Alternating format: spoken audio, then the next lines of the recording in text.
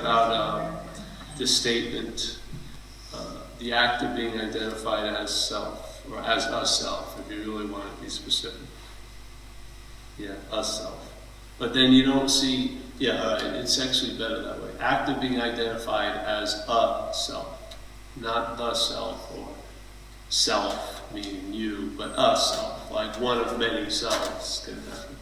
Right, so the act of being identified as a self is a complete verb. It's not a noun verb. And the verb isn't implying a noun. It's not like, oh, we know who's in the act of, no, it's not saying that. It's saying, it's just a pure verb, the act of being identified as a self. That's the whole verb. There's no noun. There's no noun that's doing it. There's no noun that you're in the act of being identified as. Yeah, it's just the act of being identified as a self. Yeah, so it's a verb in a way. And it's not so, but it can appear to be so. To what so, really? Yeah.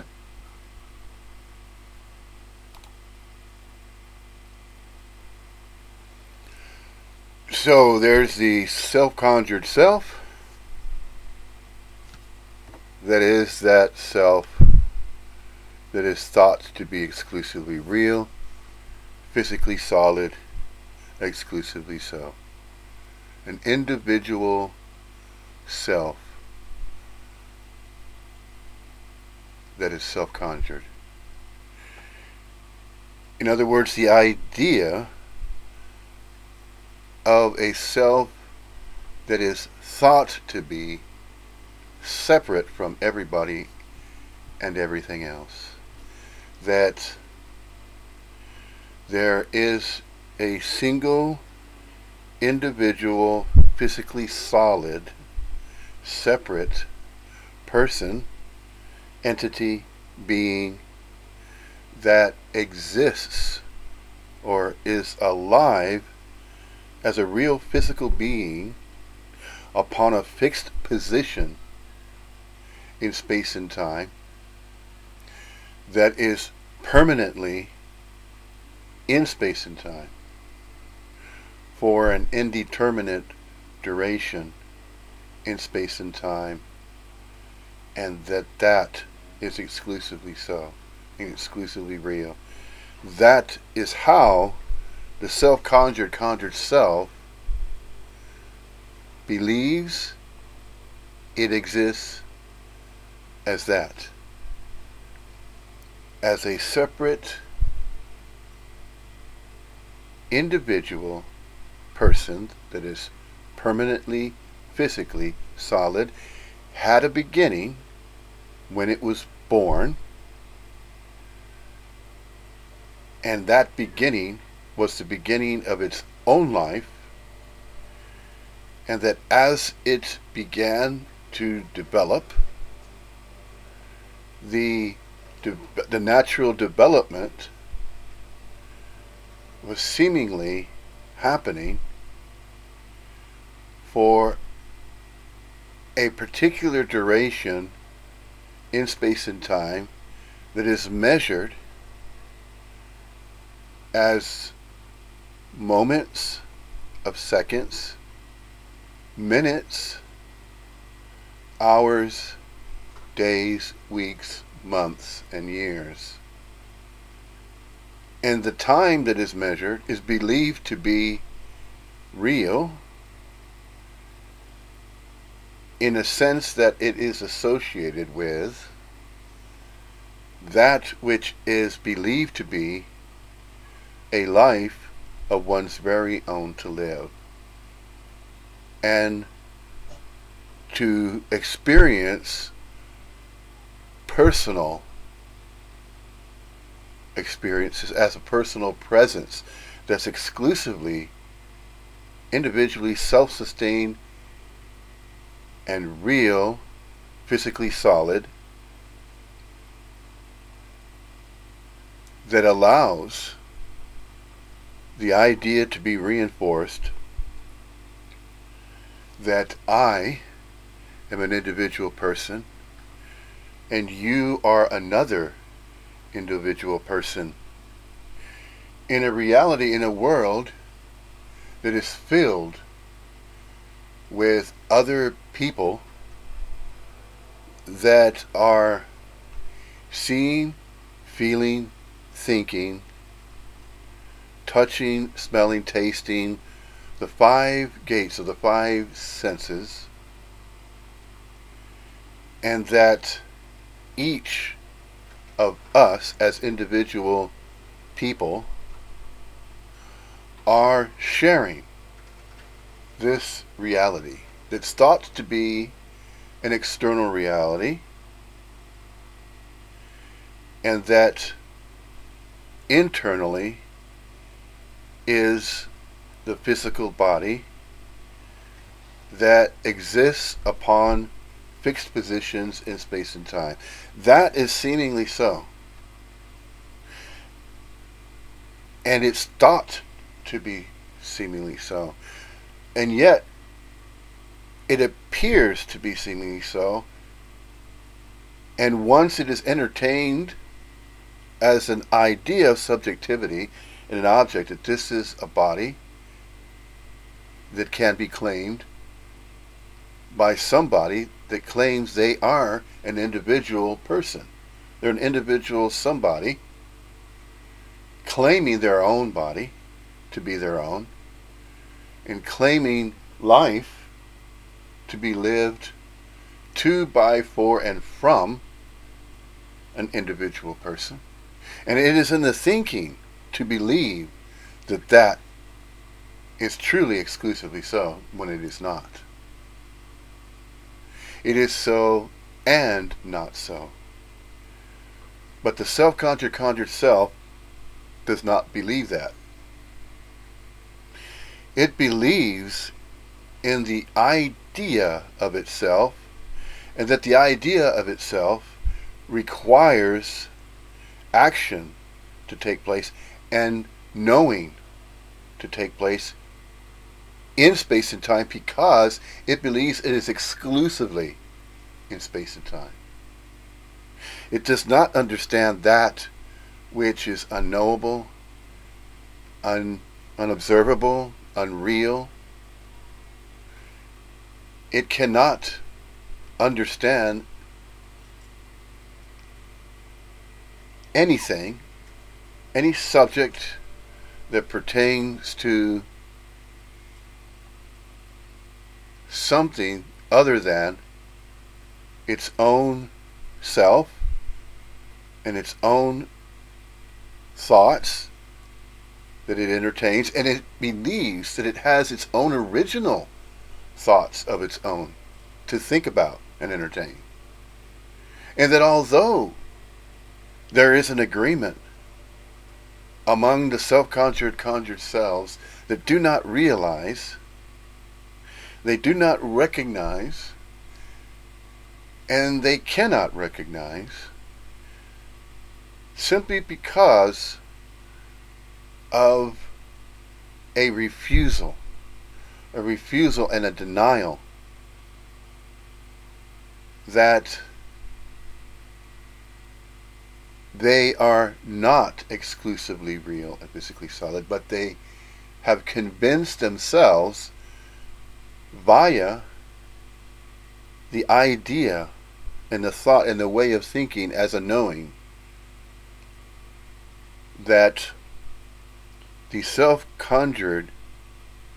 conjuring that a conjured self uses and believes stems and originates from knowing, doing, taking action of one's own body and mind, and emphasizing how and why it believes that it is an individual person. It is convinced. And the convincing seemingly happen whilst the development of a body-mind's mind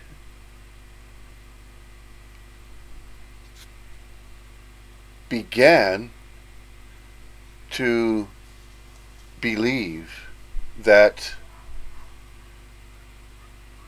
this is my hand, that it is a hand that is attached to an arm, that is attached to a torso, a body, and that these parts of me are from my own body. So it's this idea of ownership and claiming everything that I come in contact with is going to be an experience of my life. So wherever I think I am and wherever I think I am going, it is because my actions were based on my own free will and choice to take upon an activity or an action of my own doing and my own choice, taking ownership and claiming that this body is me and all that I am is my own mind and my own body, and I am convinced of that simply because I have memory in my own mind when I was younger. And when I was younger, I was not as aware as I am now. And so I rationalize in my own mind that I believe I am a single individual person with my own life to live. I have free will and choice to use my own body as I please, as I so choose, based on the choices that I make. I take full responsibility for this body because I believe that responsibility must be maintained so that I can feel confident. I can feel self-confident about myself because I have taken action to understand and know all about myself. And so the self-conjured self conjures this way of thinking, the mental processes. So it believes that it is using its own brain, its own mind, of its own body, claims ownership that it is its own body, and then proves.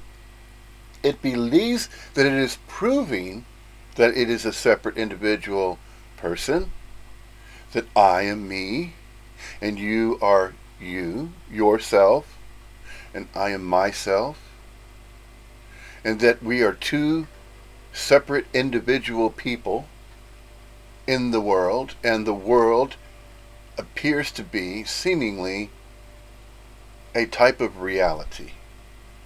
And that which supports this way of thinking regarding all the dualities, that the dualities of right and wrong, good and bad, less or more, including direction, including the understanding and the idea of all dualities associated with me and you, and that we, as you and me, are sharing this reality, and this reality is different for me as it is different for you. And the differences are thought to be different simply because my own thoughts from my own mind are informing me that I am an individual person and that I can prove that that is so by producing evidence. And that evidence is agreed upon for you and me, for you and I, to use what is referred to as a birth certificate, simply because we can communicate with each other and confirm that that is truly so, that this is really the way that it is. And anybody else that is describing life and people and everything that I believe that I know, everything that I believe that I know is true and is right, and I can also decide whether or not I am confronting somebody else's idea that I can opinionate about, that I can decide whether or not it is true or false to me. If something's true or false to you, then you and I can discuss about that. And so discussions stem from a language that is used, of course. Languages that are used are expressions from me to you and you to me, vice versa. We are communicating here. You and I understand a language that is spoken, and it is referred to as the English language. And then we have an understanding that there are other languages. Now,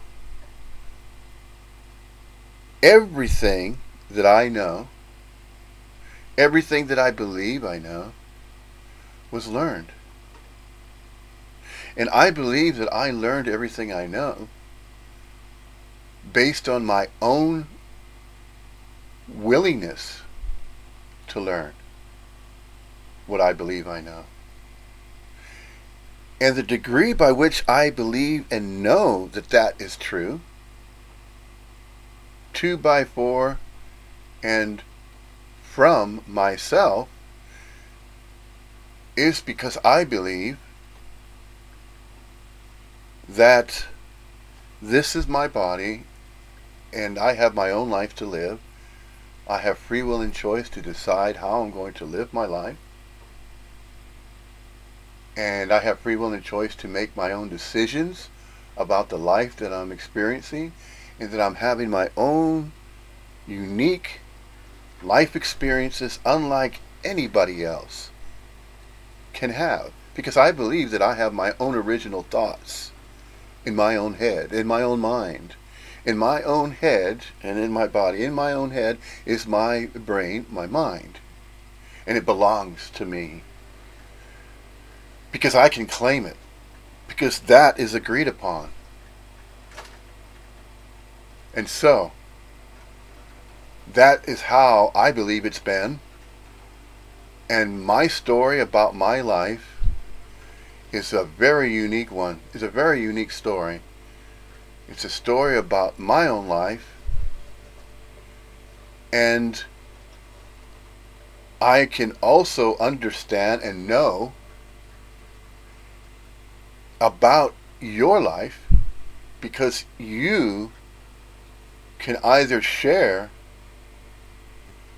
what you've experienced in your life. So whatever you experienced in your life must have been extremely different. I mean, foreign, especially. I cannot even conceive and imagine what your life felt like or what was experienced. I cannot know that unless You tell me. So it is agreed upon because you and I have a certain degree of the English language, an understanding of the English language. You and I believe that we are part of what is referred to as a society. And society is a network of groups of people, and that it's agreed upon that you and I are living, we're living physically real, physically solid beings that have so much time. We only have so much time to live, and that our days are numbered. They're ours. Yeah. Our days. Your days, my days. These days that we are living are days in our own life. I have my life to live, and so do you. You have your life to live.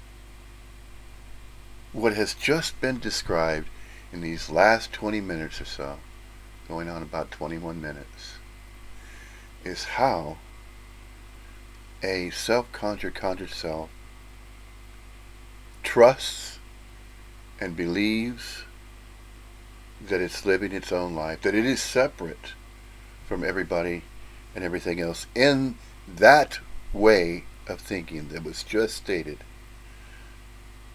Now, this same manner by which the English language is expressed and spoken is exactly the same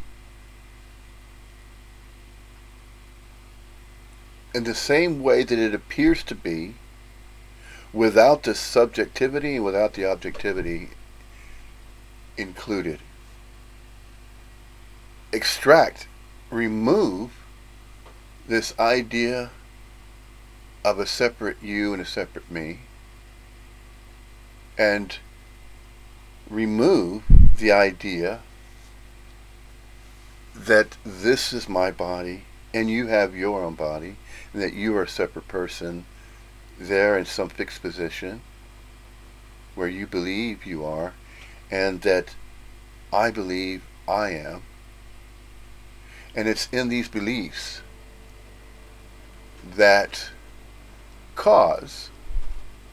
seemingly cause a disruption or an interference or a blockage or a type of a obstruction. And that idea of being an obstruction is conjured, as well as the idea of entertaining these thoughts that are believed to be my own thoughts, and that you have your own thoughts, and that these thoughts can be not only thought about and entertained, but they can also be explained. And that I believe I have to explain myself to you, as you may believe that you, just as you are capable of explaining yourself, I believe I can explain myself. And does an explanation of the self need to happen in order for what? For understanding to take place and agreements. So this is how what is taken to be exclusively so, exclusively real, physically solid, a self-conjured self has developed. It believes it had a beginning and that it will have an end. And all the experiences it is experiencing for itself, to, by, for, and from itself, by itself, that there's a world out there and you're in it, and I happen to be in it with you. You and I are in a shared reality, and the way that you perceive in your own brain, your own mind, must be the way that life truly is. If it were not so, would we not notice? That which we notice and are observing that seems to be happening to, by, for, and from our own selves, because you and I agree that we are living our own lives, but it's a separate experience.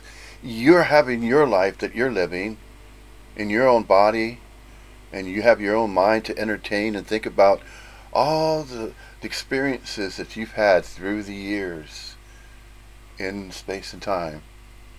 And so you have quite a story to tell. There's an autobiography. If you could take the time to write it, if you haven't written one, perhaps you are already a writer and you have published works, published books, and there would be the evidence to provide to others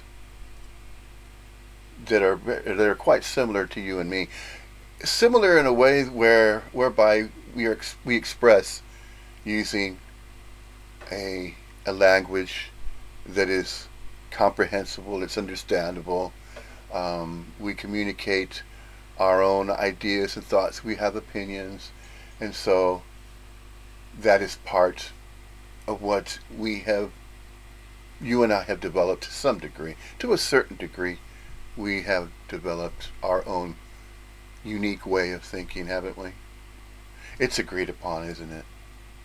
See, the conjured self thinks in terms of ownership and claiming, and that it believes in that particular way of existing, that it exists in this particular way, that everything that you and I come in contact with, we're using our own bodies to do that, and that you have your own unique vision through your own mind, and through your vision, the sight that you're using from your eyes, from your perspectives, that you have a very, very unique way of doing that, and that I have no idea what that could be unless you share that. So in this sharing, we are communicating between one another, and that you're separate where you believe you are in this world that is believed to be a planet, and that it's more or less relatively round, because you and I may have a similar degree of education to understand and know about the fundamentals, just the basics. Just as it was a basic method of learning the language itself, to speak English, we learned the alphabet, and we learned to put words together, and then that developed. And along with that development, you had acquired a certain degree of education, and you applied yourself by your own choice to do so. And yet it is agreed that education is very important for what to happen? Well, so that communication can happen between you and I and other people that are around us. So you see, you and I can take any situation that we believe we are in, and then recognize that at any point that is believed to be a point in space and time, such as a fixed position in our lives, for a certain duration of time. And it's as though without time, there would not be a way for you and I, for us to communicate and exchange thoughts and ideas. Yes, it can be also be agreed upon that there are just simply thoughts, and that whenever you or I are standing in front of a mirror, it is either agreed or disagreed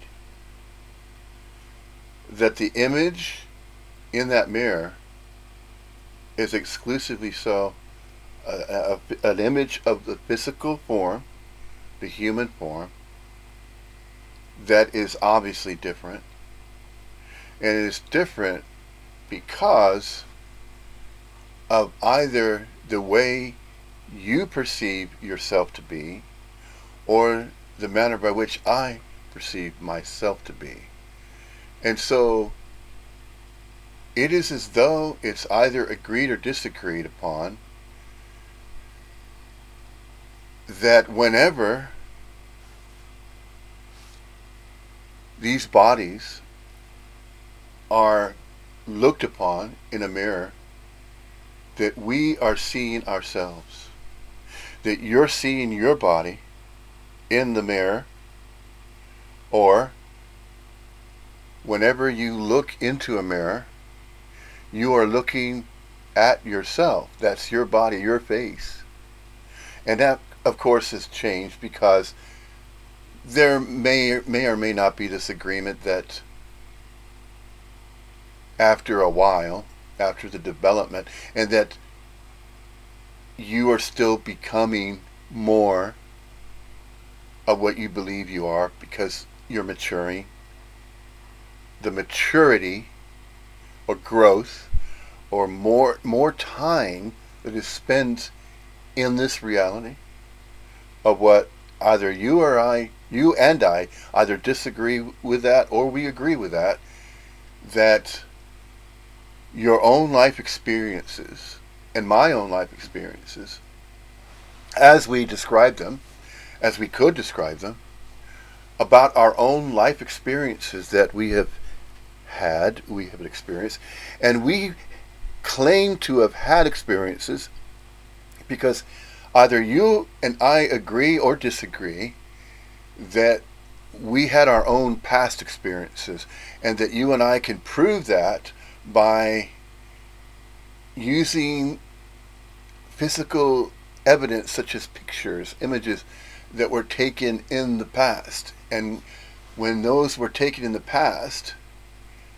we can refer to what has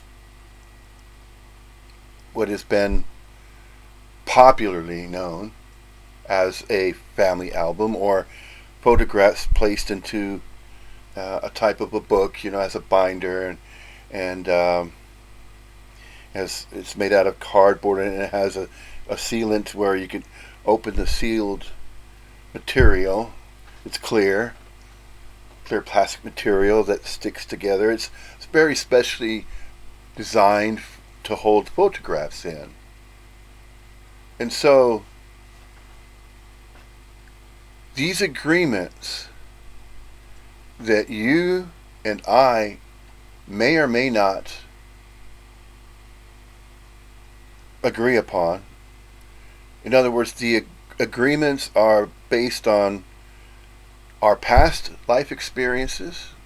When I say past experiences about our own life, and that we have stored memory in our own minds that we can access anytime we wish, provided there are no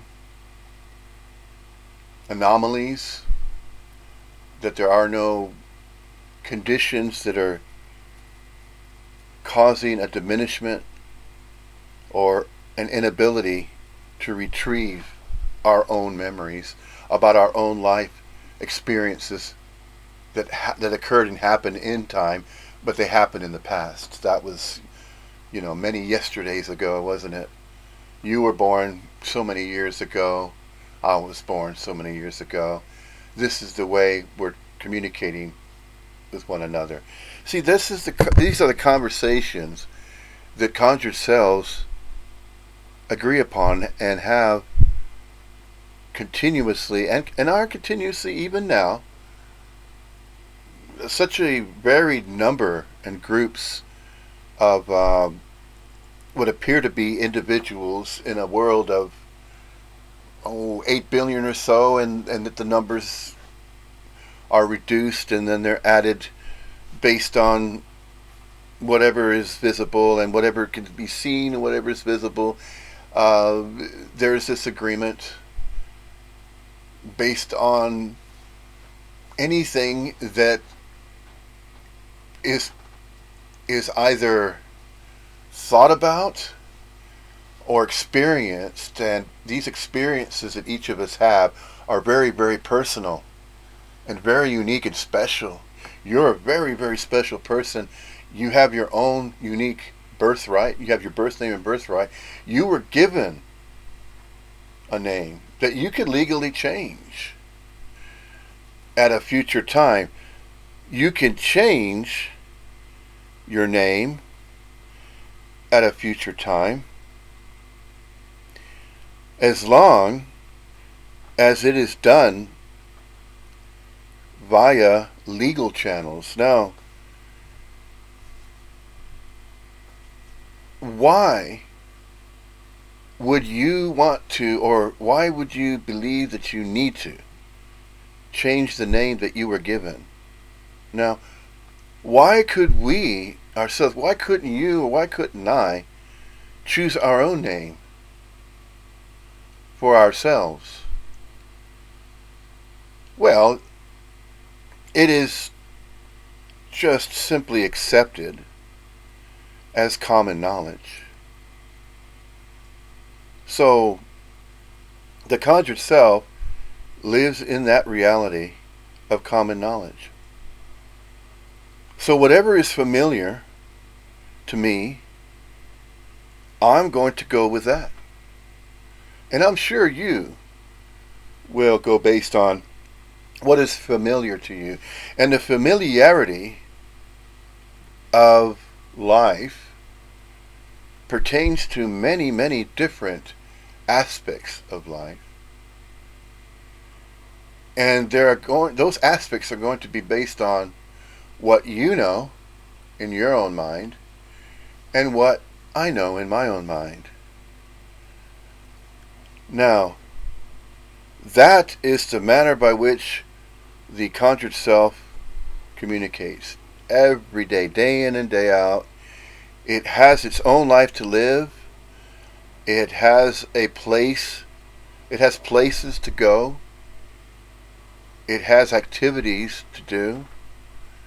But it has chosen the life that it is leading to, by, for, and from itself. For itself, mainly for itself, because it is believed, it is thought to be so.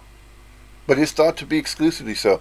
In other words, you either agree or disagree that you have your own mind, your own body, your own life to live.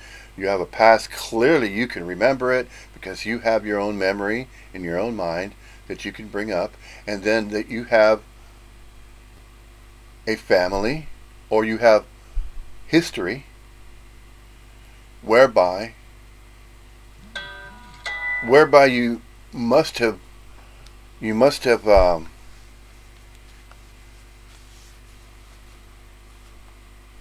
began to live your life as far back as you can remember, when you were an infant or a baby and you had those glimpses of memories and thoughts, because they were glimpses and they were very brief thoughts and ideas, simply because your mind and my mind, when we were babies and our bodies had yet to develop, our minds, our own minds. Okay, and the only reason why I'm speaking this way is to shift and another just simply another approach that illustrates how that is truly not exclusively the way that has been explained, or the way that it seems to the self-conjured conjured self. The conjured self that conjures those ideas of being a separate individual person, separate from you and separate from other people that are believed to be, yeah, individuals in this world, in this reality. That is a shared reality. It is agreed upon. It is either agreed that it's a shared reality or it's not a shared reality. And that it is neither a shared reality or an individualized experienced, a personal experience from, to, by, for, and from a separate individual. So just by shifting the conversation from first person, you as a person, and then me as a person, and then shifting that to second and third person, and then dropping all of it, will reveal the obvious. There are so many different approaches, and these are not exercises. These are not methodologies. These are not processes that anybody using the English language can access and try for themselves. See, there is no trying for anybody necessary. Simply because we are appearances. And absolutely everything is an appearance. And these appearances of everything are seemingly real, and as though they are exclusively real when they're not. It only seems to be that way. It's seemingly so. Appearances are seemingly so, but these appearances cannot be controlled. The manifestation of appearances that comprises the infinitudinal complexification of absolutely everything that arises as an appearance, as simply this. But it is and it is not. Simultaneously is and is not. And so here is one of the main languages that are being expressed via what appears to be a human corporeal form, a local unit of quality of consciousness energy. It's a local quality of consciousness, a unit of local quality of consciousness energy form. That energy form manifests. It manifests out of nowhere, from nothing. Its manifestation is believed to be and thought to be recognized, cognition. There's recognition, cognizing. Cognition is consciousness, is to think about. There's a thought pattern, a thought form. That thought pattern, thought form, if broken down via the sciences, is an impulse. It's an electromagnetic impulse that contains a frequency of resonance, just as there's a frequency as a radio station being broadcasted. So these appearances of human corporeal forms are likened to radio stations that are broadcasting.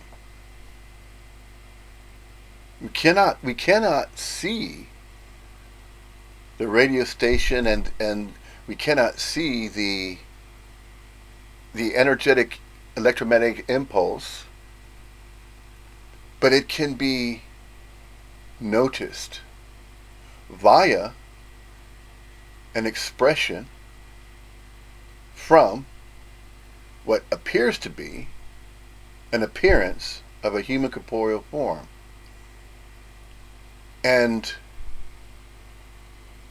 to understand and to agree upon any thought or any idea and share that is almost impossible. To be convinced that that is exclusively possible. It's either exclusively possible or it's not exclusively possible. It is thought to be either, but it is neither as well. It is both. Therefore, anything, any subject that is discussed or talked about or referred to or mentioned, verbally mentioned using any language. Of course, there is this focus on the English language since it is an expression of a language that is seemingly uttered, spoken of, mentioned, talked about, discussed, referred to as the English language. And within the English language there's some degree of understanding that can either be agreed or disagreed upon, and there is where the complexity of how we are and we are not, since we're simply mingling, coalescing, blending with absolutely everything. The absolute. Simply this: spacious aliveness, empty fullness. You and I, if there is still conjuring going on, this sense of a separate self, this self-identity, this identification with, to, by, for, and from, this separate idea of separateness that is so far removed from a recognition that the absolute is inseparable. Everything is inseparable. Nothing is inseparable. Everything, no thinging, and no thing, everything ad infinitum. Everything is inseparable, and nothing is inseparable. It is both real and unreal, observable and unobservable, knowable and unknowable, ad infinitum. And there's no meaning, reason, purpose for absolutely any particular thing that's thought to be a separate thing, as a separate subject or a separate object. There are no separate subjects. There are no separate objects. They can be thought about in separate ways, but even in that separation, it's thought to be separation, is not separation, because it is inseparable. So no matter how much a self-conjured conjured self believes and is convinced that they can tear apart or disassemble or remove or extract something and take that something and dissect it and remove its parts, there are no parts.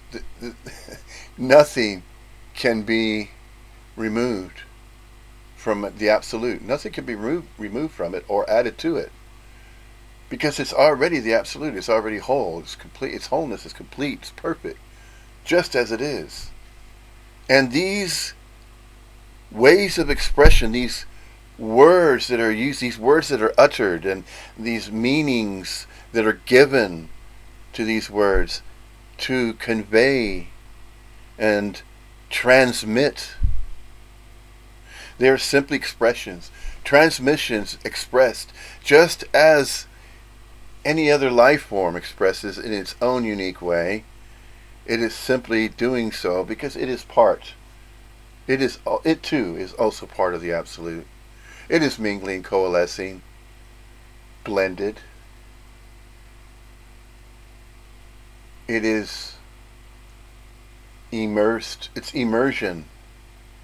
It's energy immersed within the absolute. The absolute does not require immersion from anything for it to already be whole and complete. that cannot be conveyed via any language, including the English language.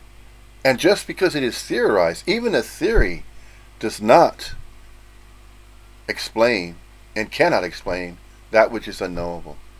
The absolute is unknowable. It cannot be figured out by anybody. Simply because there's nobody anywhere in some fixed position that can claim that they know the unknowable. Nobody knows the unknowable. There are no separate entities, living beings, that can claim that they are separate from every body and everything else. When we say separate from every body, that's separate from, 2 by 4 and from, some other appearance of a human corporeal form. That which apparently appears to be, seemingly so, is also seemingly not so. So to say that something is so and not so is the absolute that is and is not, and we are and we are not. We as human corporeal manifestations, units of local quality of consciousness, energy forms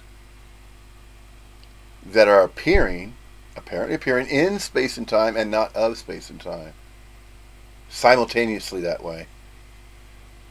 This has been explained in various ways via what is referred to as non-duality. There's Advaita Vedanta, there's the Neo-Advaitas. The Neo-Advaitas are referred to as a way of using that phrase in the English language to refer to speech regarding the fact of not two-ness or non-duality, non-dualism. There are innumerable ways to express non-duality. Just as the countenance of absolutely everything is immeasurable, the universe is not finite, it is infinite. But that which is infinite is not knowable simply because a finite mind that is thought to be a separate self-conjured self lives in a world of duality and finiteness. It cannot recognize infinity, infinitudinal complexification. It cannot know that. That is unknowable. That which is the absolute, and simply this, in empty fullness, is simply this. It cannot be explained. It cannot be known. It's unknowable. It's impossible to comprehend the absolute. It is beyond any conceivable idea or thought that could ever be conjured by a self-conjured self. Therefore, it is not in the knowing that we are and we are not. The absolute is and it is not. We are and we are not. And that does not require knowing for that to be so and not so. Knowing is thought to be exclusively so because the self-conjured self says, "Oh, I know. I know about my life. I know what I need to do in my life. I've had so many life experiences. I could tell you and share my story with you." See, the conjured self has a story to tell because it believes it needs to justify its very existence that way. That in order to justify its own existence, it needs to support the idea of separateness, of duality. It believes in that so strongly that it is an individual, a very unique person, an individual, and no matter what the Neo-Advaitans are saying, no matter what the Upanishads are mentioning, no matter what is in the Gita, the Bhagavad Gita, all these writings that were written, inscribed, and mentioned via the Upanishads verbally after the wanderings of the Siddhas and the human corporeal forms in the ancient of days that explored consciousness and the mind, the infinite mind. It cannot be understood. It's not known. It's not known how and why we are and we are not. How and why the absolute is and it is not. There is no how and why because there are no meanings, reasons, and purposes that can be extracted. Despite that a conjured self can claim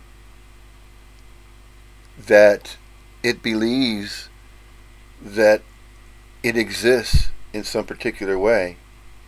That particular way that it believes it exists is not exclusively that way. It's not exclusively so.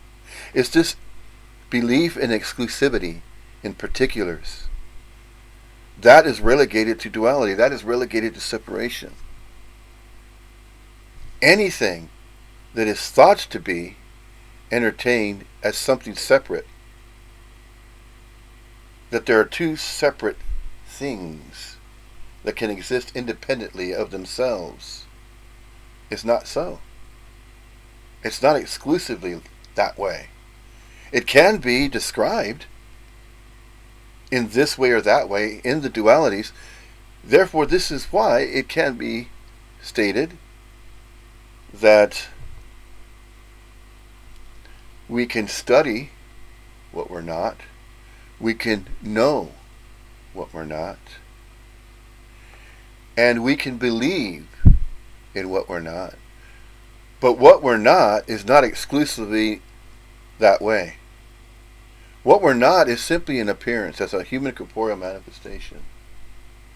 And these human corporeal manifestations of human corporealness are temporally, we say, if we are to say temporally as in the temporal time continuum, as though there is a time continuum of a past and there's a present now and then there's going to be a future that we have yet to encounter.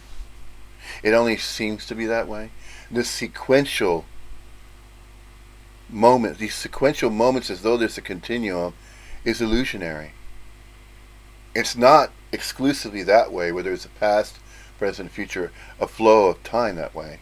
No, it's always been that way, but when that flow is suspended, then it's thought to be a suspension upon a fixed position in space and time.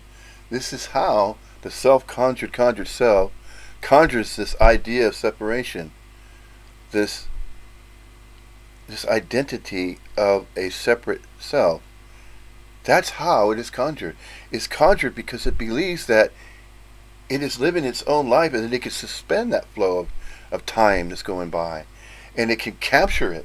You can capture it in a photograph and then call that the past. I lived my life in the past and here's a snapshot of that. And it's just a place that I was at that time in the past. This is why I put a date on the back of it. I might have put a timestamp as well. But just because a conjured self places a timestamp or a past date that was on the calendar, and that today is a certain day of the year, it is the 30th, the last day, or it's the 30th of June, and of the year 2019, this calendar date and time, and then there's time that is separated into divisional time zones upon a planet, and that there are coordinates on the planet for you and I to be upon, to exist upon, to travel upon, to be either here or there, or you're in a place that's referred to as here and I'm there. It's the same everywhere.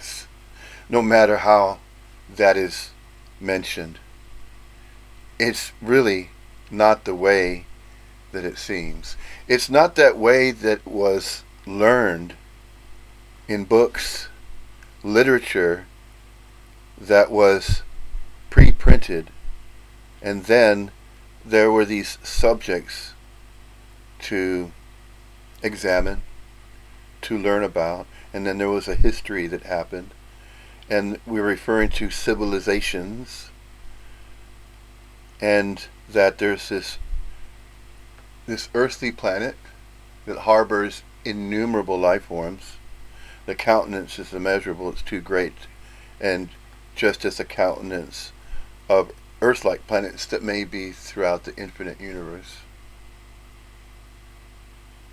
And that this recognition of familiarity regarding the way everything appears to be, and it seems it's that certain way, that the mind that was thought to be our own mind was never that way to begin with. So prior to the 18 months that an infant began to learn and taught my hand, and then my parents or my caregivers are feeding me food because I feel hungry, but I don't understand what that means yet. So I'm spending a bit more time, and a figure of speech to say spending time. Everything appears to be saturated in time. Indeed. Yes, of course. That's agreed upon. Because that's how it apparently appears to be the manner by which a human corporeal mind functions. The functioning of a mind functions in duality. It functions via conditions. It functions in space and time. This functioning of the five senses of a body-mind is not that which we are thinking ourselves to be. The philosophy that can be stated, I think, therefore I am, is not. It's not true. It is not exclusively that way. I think, and you think, therefore you are, and I am. Or you could say I am where you believe you are, and I could say I am where I believe I am. No. Dropped all the beliefs. What is anybody left with? Nothing. See? So, all of these beliefs that can be entertained, all these thoughts, innumerable ones, innumerable thoughts can be entertained. Thousands and thousands of different thoughts can be entertained. And within a language, thousands and thousands of different subjects can be talked about or discussed or referred to. And within all of these subjects to talk about, it is unnecessary. And yet, the engagement in communication, since a language is communicable and it can be understood to some degree, yeah.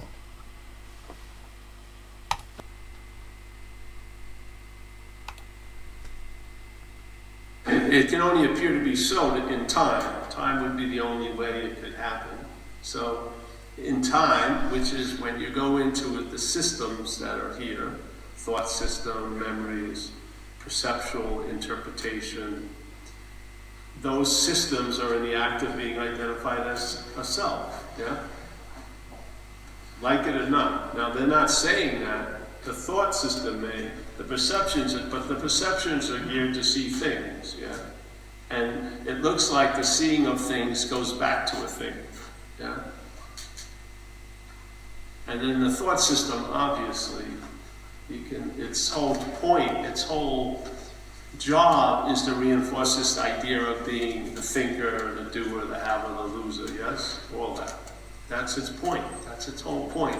It has maybe working functions occasionally, but its overall scheme is to reinforce the idea of being the doer, the thinker, the haver, and the loser. Yes? So, and then the memories obviously picture you as a body.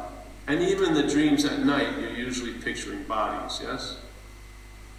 Now, a lot of times you're not a body, but there's an assumption that you are looking out, but you're not. Usually you're seeing bodies, but you don't see yourself as a body. Yeah? But you're seeing bodies. Most dreaming has bodies and things. Birds, insects, even the ayahuasca stuff, supposedly they see alien insect-like things. So there's things always. Dreaming, the ones at night. Yeah?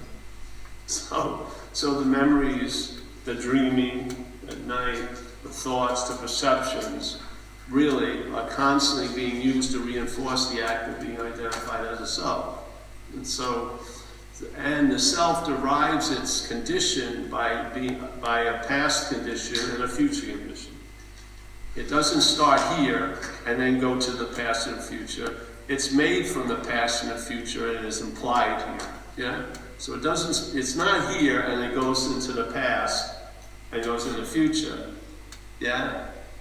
In now, there's an idea of a past it goes into, and then there's an idea of a future it visits.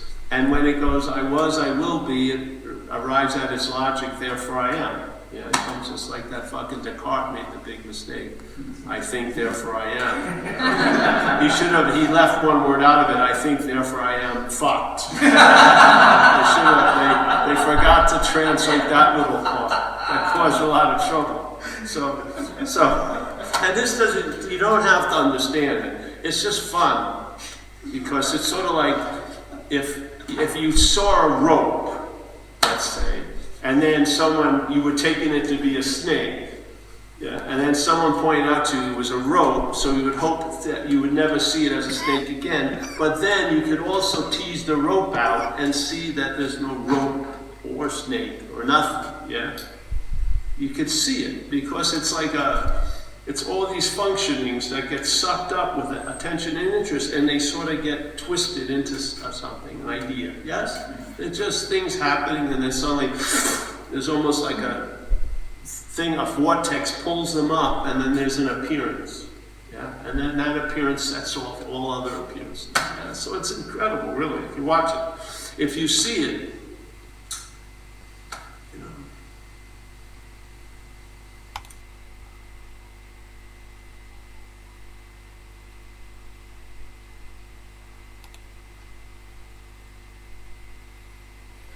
So, the act of seeing, whatever can be perceived is not what's perceiving. So whatever can be visibly observable, or whatever is observable, simply this, the absolute, absolutely everything that is making an appearance, is arising as appearances of absolutely everything, but it's just appearing as appearances of sceneries, and a multitudinal, infinitudinal complexification of sceneries. But it's inseparable. There are no separate things. Everything is inseparable. And at the same time, nothing is inseparable.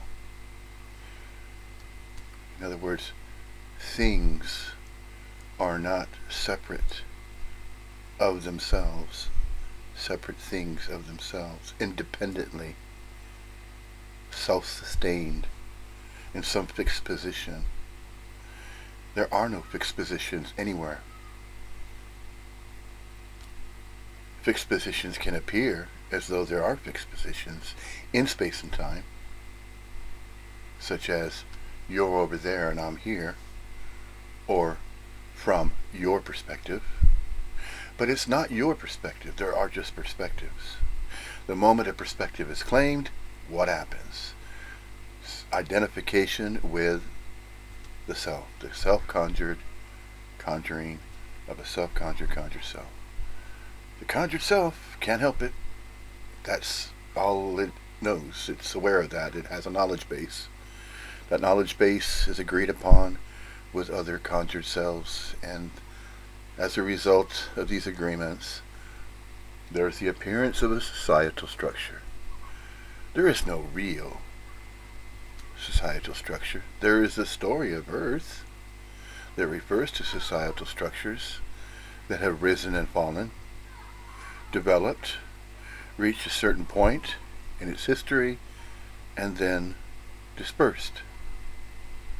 Absolutely everything appears as though, if it is appearing, as though it is construed or thought about as something separate, it eventually disperses. But it appears to be a dispersal. Everything is inseparable. So if it's inseparable, there is no dispersion. There is simply absolute onness or everywhereness, constantly, consistently. There are no breaks in it. There are no gaps. Time does not matter. Time is irrelevant, since the absolute can arise and appear as absolutely anything. And it is timeless, boundless. No parameters, no boundaries. Infinitudinal complexifications. It's infinitudinal complexification of the natural, infinite nature of absolutely everything that appears. And there is that which appears, and then there's that which does not appear. It is and it is not. It's both. Whole, complete, perfect, just as it appears. Therefore, nobody can hold an opinion and know about the absolute, because the absolute is already whole, perfect, complete, just as it is, but it's not knowable. The absolute, as it's simply this, it's unknowable. And it does not require to be unknowable. It doesn't require to be known. How it works. How does the infinite work? Nobody knows that. Nobody can ever know that. Just simply mingling, coalescing, blended with absolutely everything. There's no question about it. There are no problems to solve. There is no hard problem. There's only a problem if it's conjured. Oh yes, problems will be conjured, and theories will be formulated, and conjecture and hypothesis, and, well, it might be this way, or it might be that way. Well, it could be like this, and it could be like that. It could be to this degree, or it could be to that degree. Oh, there are probability distributions. It's probable. There are percentages of energies that can manifest to certain degrees, and then there is that which is measurable. Energy can be measured, and it just goes on with innumerable explanations regarding what a conjured self thinks that this is to it, to, by, for, and from it. It believes it needs to know something about everything. If it does not know at least something about anything that it may encounter, and in that way of thinking, in the way of thinking in terms of duality and my body, my life, the claiming of separation of it as a separate individual entity, a person, that I'm perceiving my life, and I'm in possession of having personal experiences. These experiences are experiences that are happening to me, to, by, for, and from me, because I have my own mind to think about life and to exercise my own free will and choice, regardless if any other non-duality speaker or neo-Advaitan, regardless if anybody else points the finger at me and says, well, he or that person there believes in this, that, or the other. That's some type of belief. Beliefs are not required for everything to appear as it does, of its own accord and volition. So by claiming that somebody is being alive, there is a natural state that appears as though it's a natural state, but the natural states of the absolute are every state and even beyond states that can be cognized or comprehended, even in the theories. The astrophysicist, the metaphysician cannot go beyond that. It cannot understand, and it will never understand or comprehend. It will continue to theorize, but it can never know what the absolute is all about. It can continue to use the sciences and physics to come up with theories, but that does not define the absolute. The absolute is not definable. It cannot be defined. It cannot be known, cannot be grasped, cannot be understood. Therefore, just leave it alone. Let it be. It is obviously running its own course. It appears as though there's some type of course, and it is cognized, and it can be thought about. The idea can be entertained, the thought can be entertained that it's always been this way. And just because there is a mind of a body mind that's entertaining this, that, or the other idea regarding what it believes that non-duality is about, it's going to express in some way. It's either going to agree with it and then try to make some kind of effort to understand it, but it doesn't require an understanding. It's just simply an obvious fact that everything is inseparable. There's no separation. Nothing's inseparable. The absolute is everything, no thinging, and no thing, everything, and ad infinitum. The absolute is infinitudinal complexification that cannot be known. It's not knowable, cannot be understood. It's beyond imagination. It's beyond anything that could ever be imagined, ever will be imagined. In space and time is the apparent appearance of limitation of a parameter. Space and time are apparent appearances of parameters, and those parameters and boundaries apparently appear to be there as though they have some type of function. It's as though there's a functionality behind time, and there's times going on in space, and that space contains absolutely anything that can appear, which includes absolutely anything that can be imagined or conjured or thought about. But these entertainments of thoughts and ideas are relegated to subjectivity and objectivity that's not necessary to apply to that which is already naturally appearing as the absolute appears and arises of its own accord and volition. There are no specific, specified, concrete, particular meanings, reasons, or purposes behind the manifestation that appears to arise. It can be categorized, it can be named, absolutely anything, any phrase that could be named or categorized in any language, and that still does not make it exclusively real, exclusively so, or exclusively nameable or definable. There are no ultimatums, there are no finalities, and there is no end, because there was no beginning, and that's unknowable. The Alpha and Omega that cannot be known. It's unknowable how everything began and how everything will never end.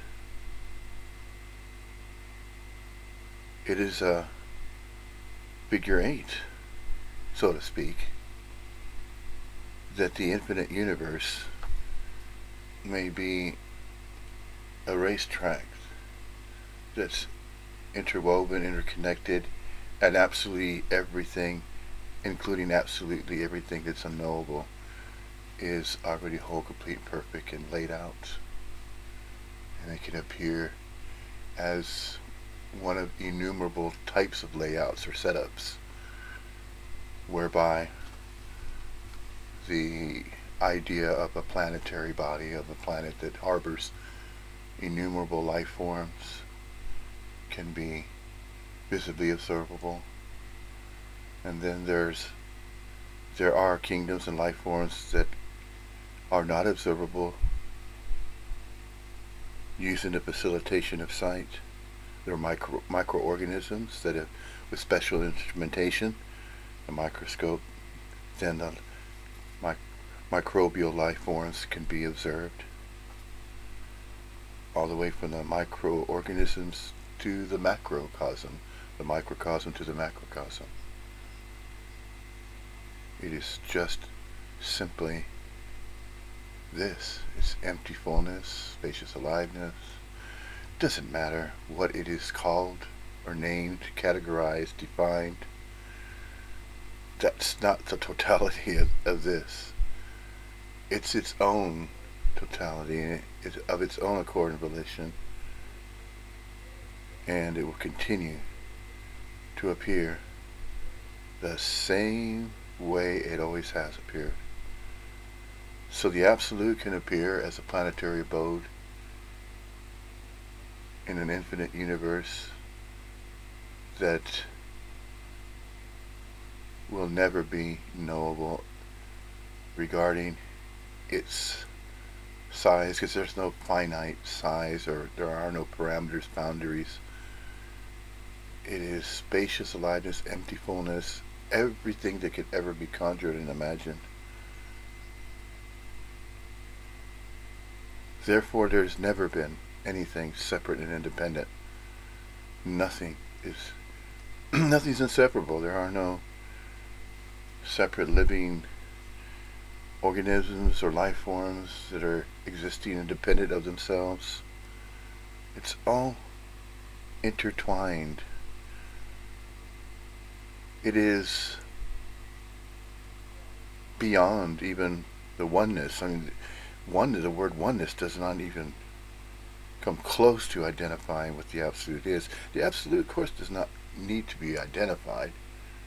Yet, any attempts to define and place the Absolute into some type of container or some type of a categorization or specific area in space and time, it cannot be contained,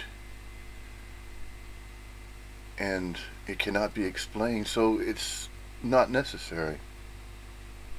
There is no necessity behind the Absolute that appears of its own accord and volition, and there's no necessity to understand and know that, because it is always unknowable. It will always be unknowable.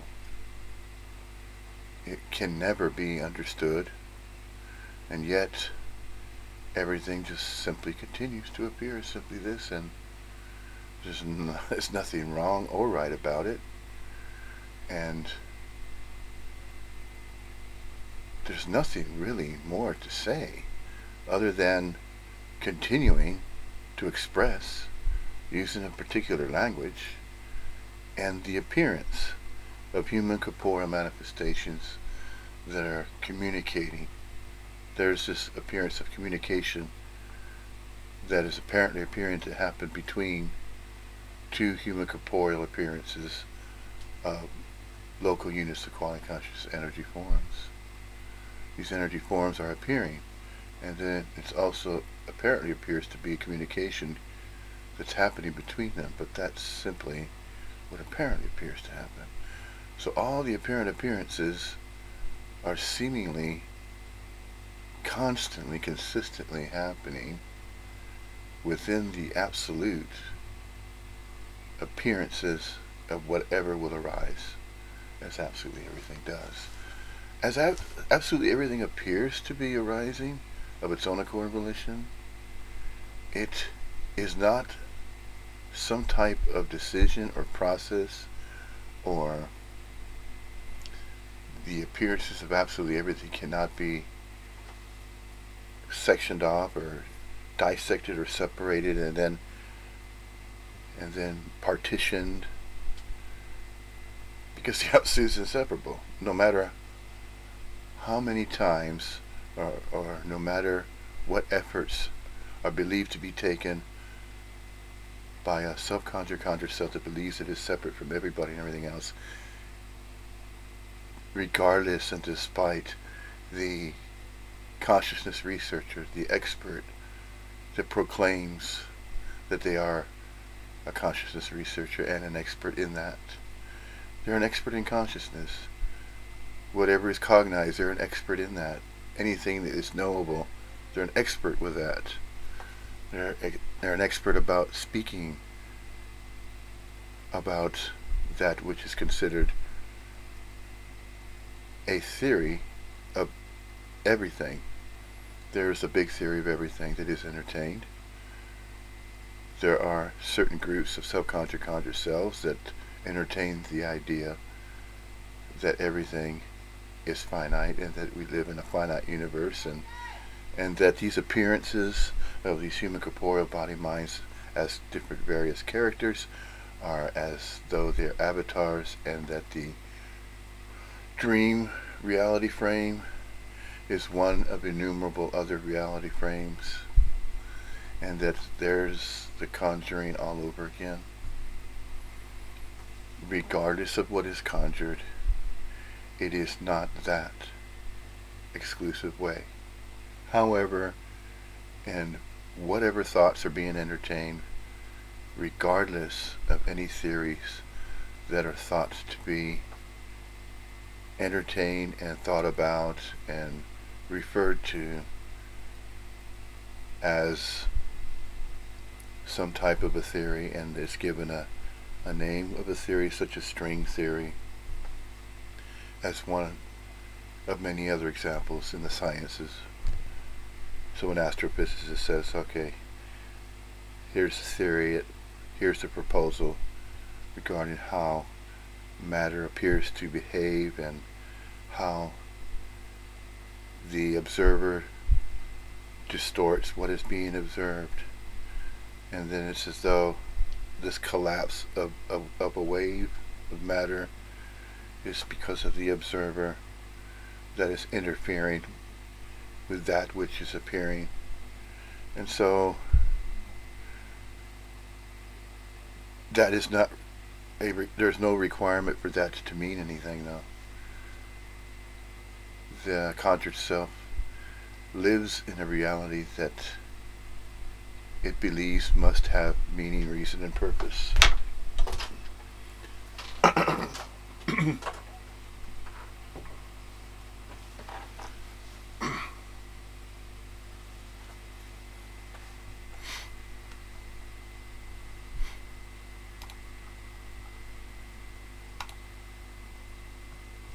If you saw the blueprint of a Toyota Prius, let's say, you saw the blueprint, and it really made a big impression on you.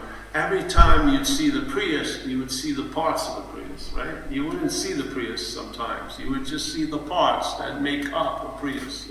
You would see the activities that make up this idea of being someone, yeah? Because there are activities. You would not feel like a you unless there was a lot of thoughts and a lot of other shit going on. There'd be no way, because the brain hadn't developed when you were and even in this dreaming of being a kid, at a point in a kid there was no kid, there was no mom, it was just on, yeah, and then something developed where there became an identification as an idea, and suddenly life stopped happening and it was started to be interpreted as happening to me. Yeah? And then a lot of shoulds and shouldn'ts arise because this shouldn't be happening to me, and that should be happening. Yes? And it goes and it begets more and more and more stuff. Yeah? It just spins out. You know? Now all of them can be categorized as duality. Really, you could pack up the whole thing and see it as duality. You don't have to go into 800 fucking opposites and pairs. You don't. You can make a leap into, those are indications of duality. You know, there's nothing called duality, but you know, it's a frame, so you don't have to go through it goes, you see it, and then you realize the duality tends to stem from a dualism that seems to be going on right where you are, which is a subject-object sense. Sometimes you're thought about as an object, sometimes you're seen as the thinker, yeah. So sometimes you're the subject of thoughts, and sometimes you're the objects of thoughts. It is neither. It is neither exclusively the objects of thoughts or the subject of thoughts. That's the clincher. I mean, that's the conundrum, that's the paradox. That it seems to be this way, and it also seems to be that way. It is both this and that way simultaneously. So the absolute are manifestations of absolutely anything that appears. That includes every duality that can ever manifest. And these these dualities of this, that, and the other, or even in direction, and there's no limitation. There are no fixed positions that end at some certain point going outward, because the outward is also inward. Inward and outward is both. Everywhereness. There's the appearance of fixed positions, but the appearance appears as though there are those fixed positions, but this is because. Okay, there's the being of cause. Are beings causing causes, or are they the effects? Yes, they're actually the effects. They're manifestations. The effects of what? Effects of the absolute that is appearing as absolutely anything. And to believe and to cognize and think that, well, since the absolute is going to appear as absolutely anything, then I can be somebody, I can be a person that notices what the absolute is manifesting so that it can be seen and observable. But it's not happening. It's not a happening. It's not a separate occurrence or event or happening to, by, for, and from anybody in particular. Anybody, any life form, any human corporeal body, any animal body, any insect body, any insect life form, an animal life form, an aquatic life form, microbial life form. The absolute is not appearing as absolutely everything to, by, for, and from any particular specific living thing or a life form that's appearing in space and time. It's temporally temporary. And in that temporal temporariness of the impermanence in space and time of manifestation, although it's temporary, it is also impermanent in the sense that it has no expiration point or It does not die out altogether.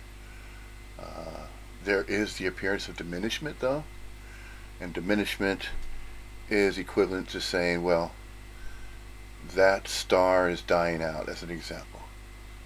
The star is about to go nova.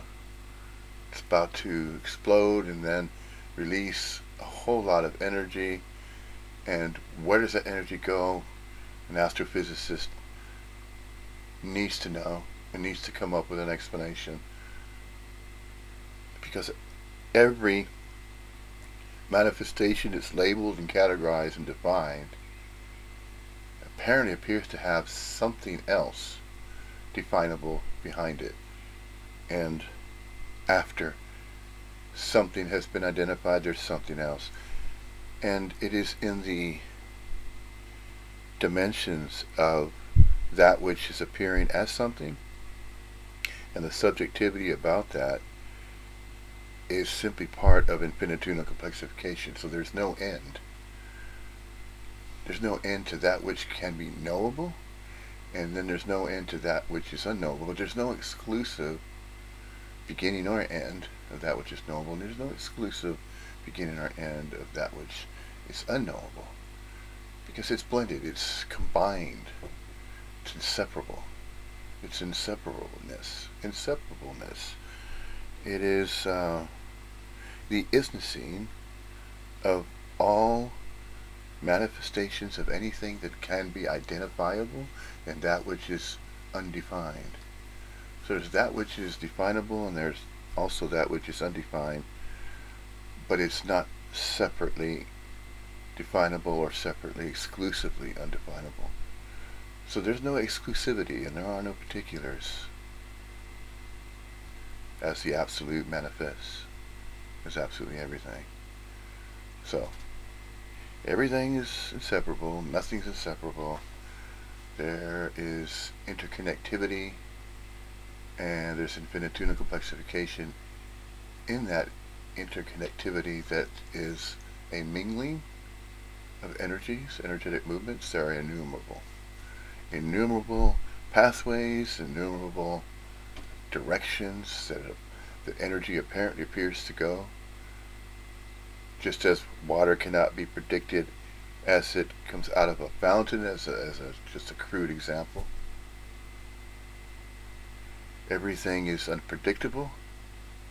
Everything that appears and manifests as absolutely everything cannot be predicted because it cannot be suspended as a separate appearance or as a suspended appearance, as though it's exclusively something.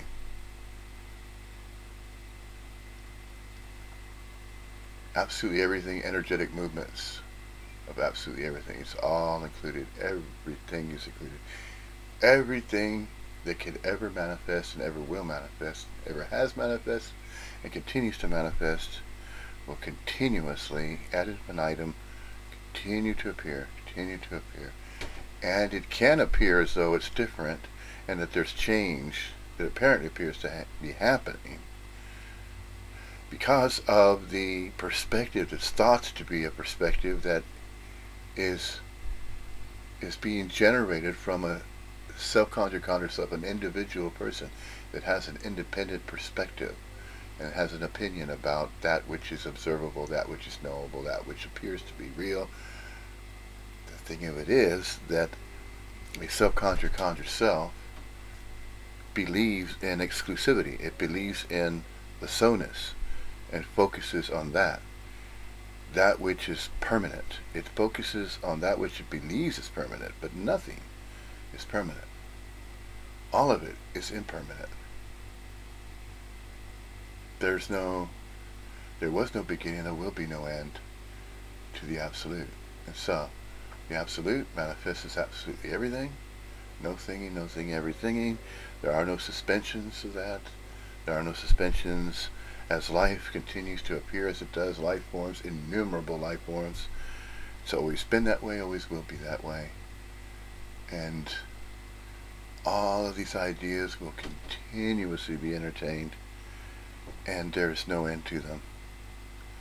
There is no end simply because Infinituna complexification is the infinite universe manifesting as an infinituna complexification.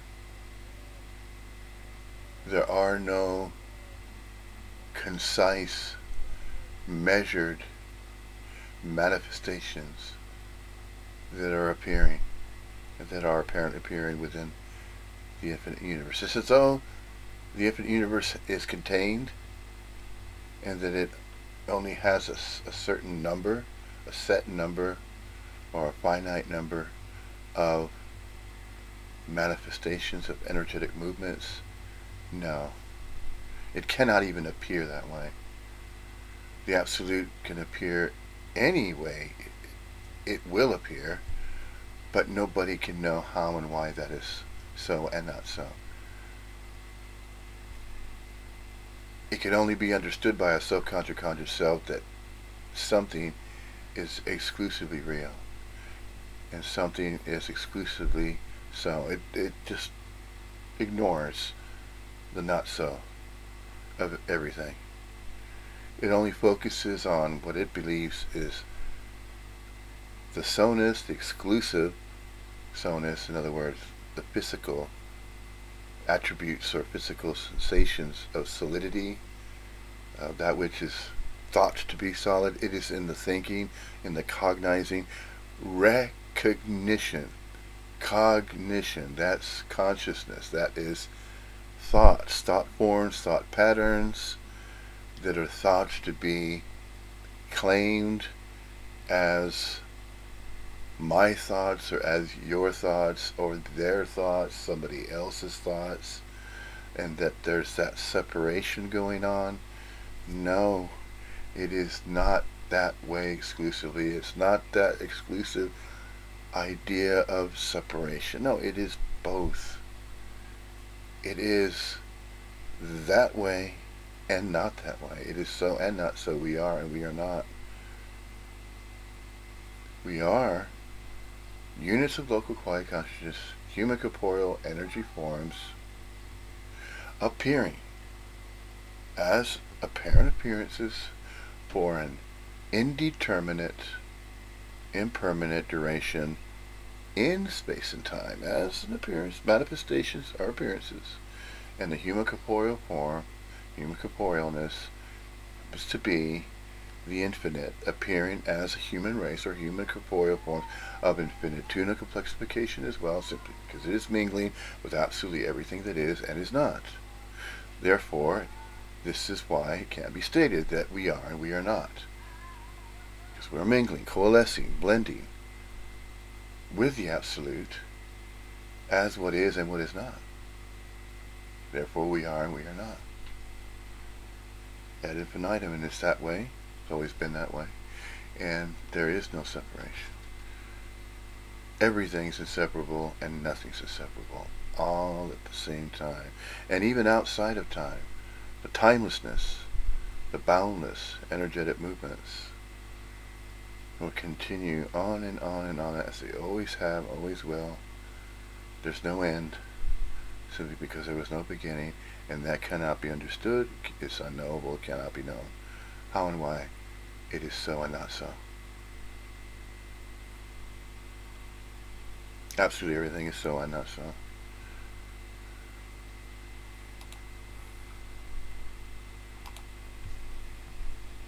Very fluid all day. Yeah? You're not always the subject of all the thoughts. A lot of times the system turns on itself and starts reviewing you. Quite a lot. Yeah? Critiques it, measures it to other yous, and finds us sometimes quite lacking. Yeah? So as what? As an object. Yes? So you're taken to be an object, and then sometimes you're taken to be the subject. So that dualism is what non-duality is pointing at. Yeah? Because it's beautiful. See, the finger in non-duality pointing at the moon, there's not even a moon. There's just a finger pointing. So there's no moon. There's just finger pointing. That's all there is. So.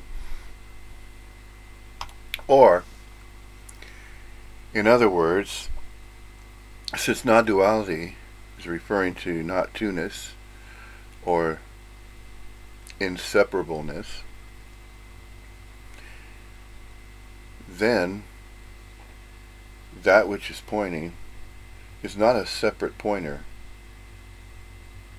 that is a separate living entity that's pointing to something that's substantial or something that's independent, something that's singled out.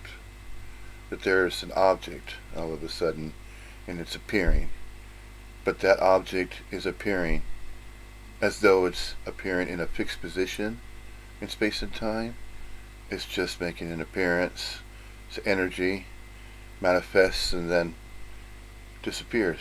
It appears and then disappears, and then reappears as though it's reappearing someplace else, but there is no someplace else for it to appear upon, because absolutely everything is an appearance of absolutely anything, and absolutely anything contains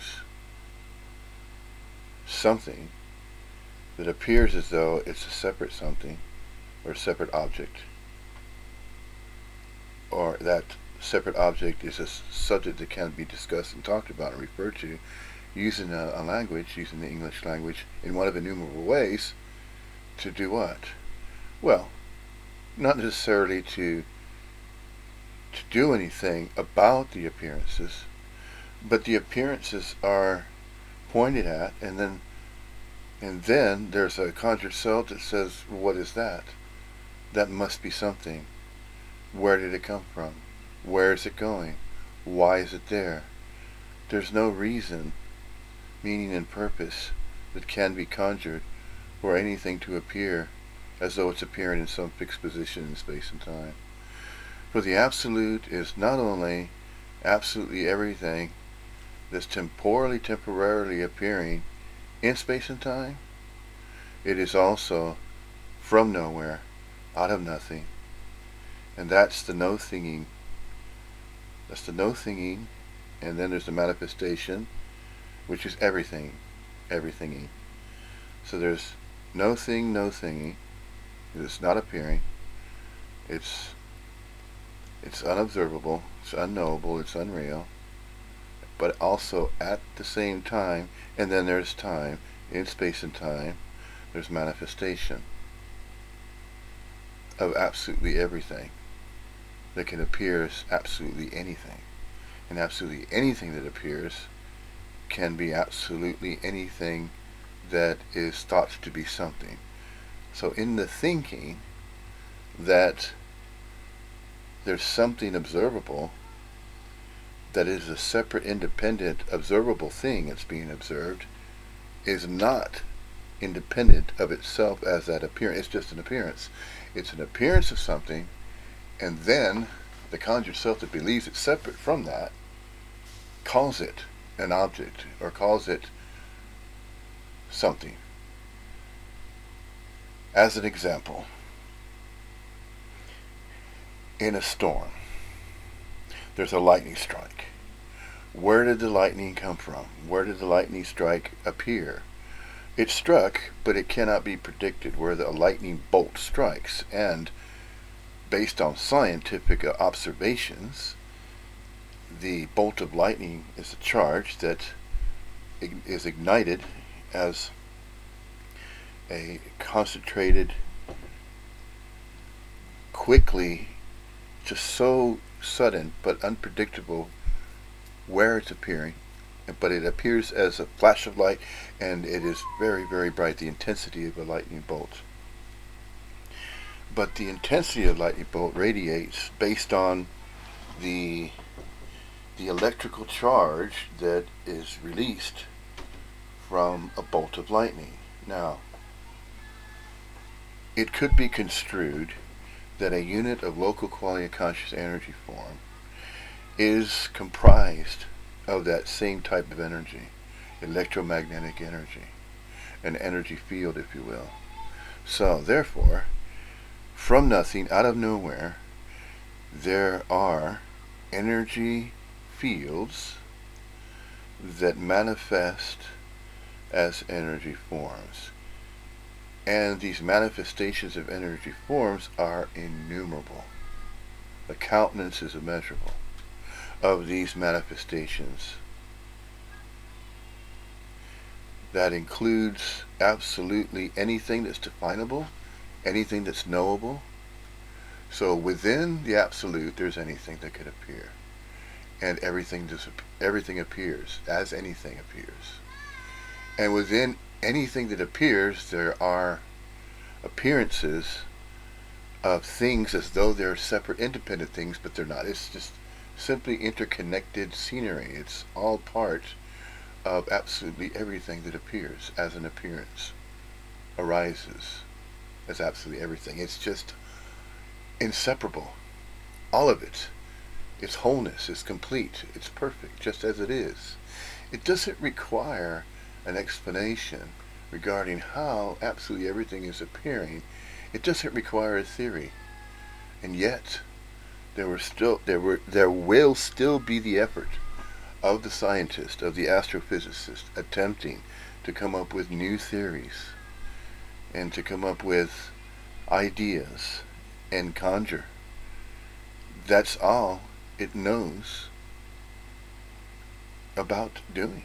It believes it needs to compile a knowledge base for humanity. It is as though the human race requires meaning, reason, and purpose for appearing as a human race.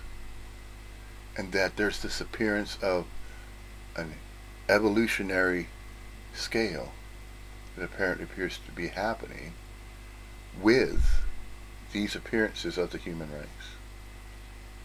And there's this societal structure, and there's these agreements with other human corporeal local units of quasi-conscious energy forms that are communicating in a particular way.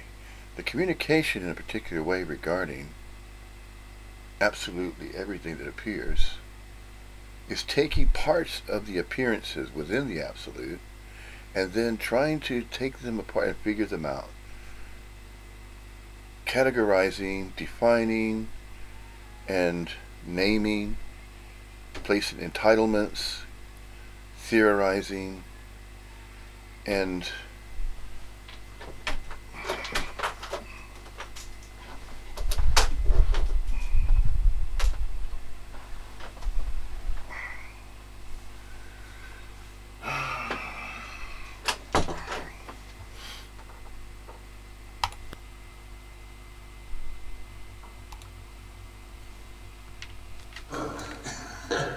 You know, am I the moon is pointing? I gotta get in position. No, you can point anywhere. It's pointing at the same nothing. Yeah, yeah. So the dualism, you go back there, and now maybe you just run into some idea. Like I remember our friend Leif. He was with the guy that was with the same guru Nisargadatta was. Yeah, I think he's got another name, and then he met him, and the guy said, the first thing you gotta know is this is dreaming. This is just a dream. This is dreaming, yes? So, all right, you're gonna arrive there. Someone may suggest it. The Course in Miracles goes into great detail. So now, it's not that, so to speak. And you're starting to question, it's not this. And then, how could then you just look at a subjective experience in a new light? Subjective experience is an aspect of dreaming, obviously. Things are happening, yet the observer of what's happening overrides what's observed. Yeah, I would say that's dreaming. But giving everything the meaning it has, I think, is a pretty good definition of dreaming. Yeah, if you define dreaming as a bunch of activities, that would be pretty close. All right, I'm giving everything all the meaning it has. Yes. Yes, yeah. So I'm dreaming. All right. And then they would produce a diagram of your day. All right. And here it goes. You and I are dreaming this dreaming. In the Course it says you and I are dreaming, the dreamers of the dream, but I don't like nouns. Yeah. So you and I are dreaming this dreaming. We forget that we're dreaming. Now that got my interest. How the hell How can that which is dreaming forget it's dreaming? You know, it just doesn't. Yeah.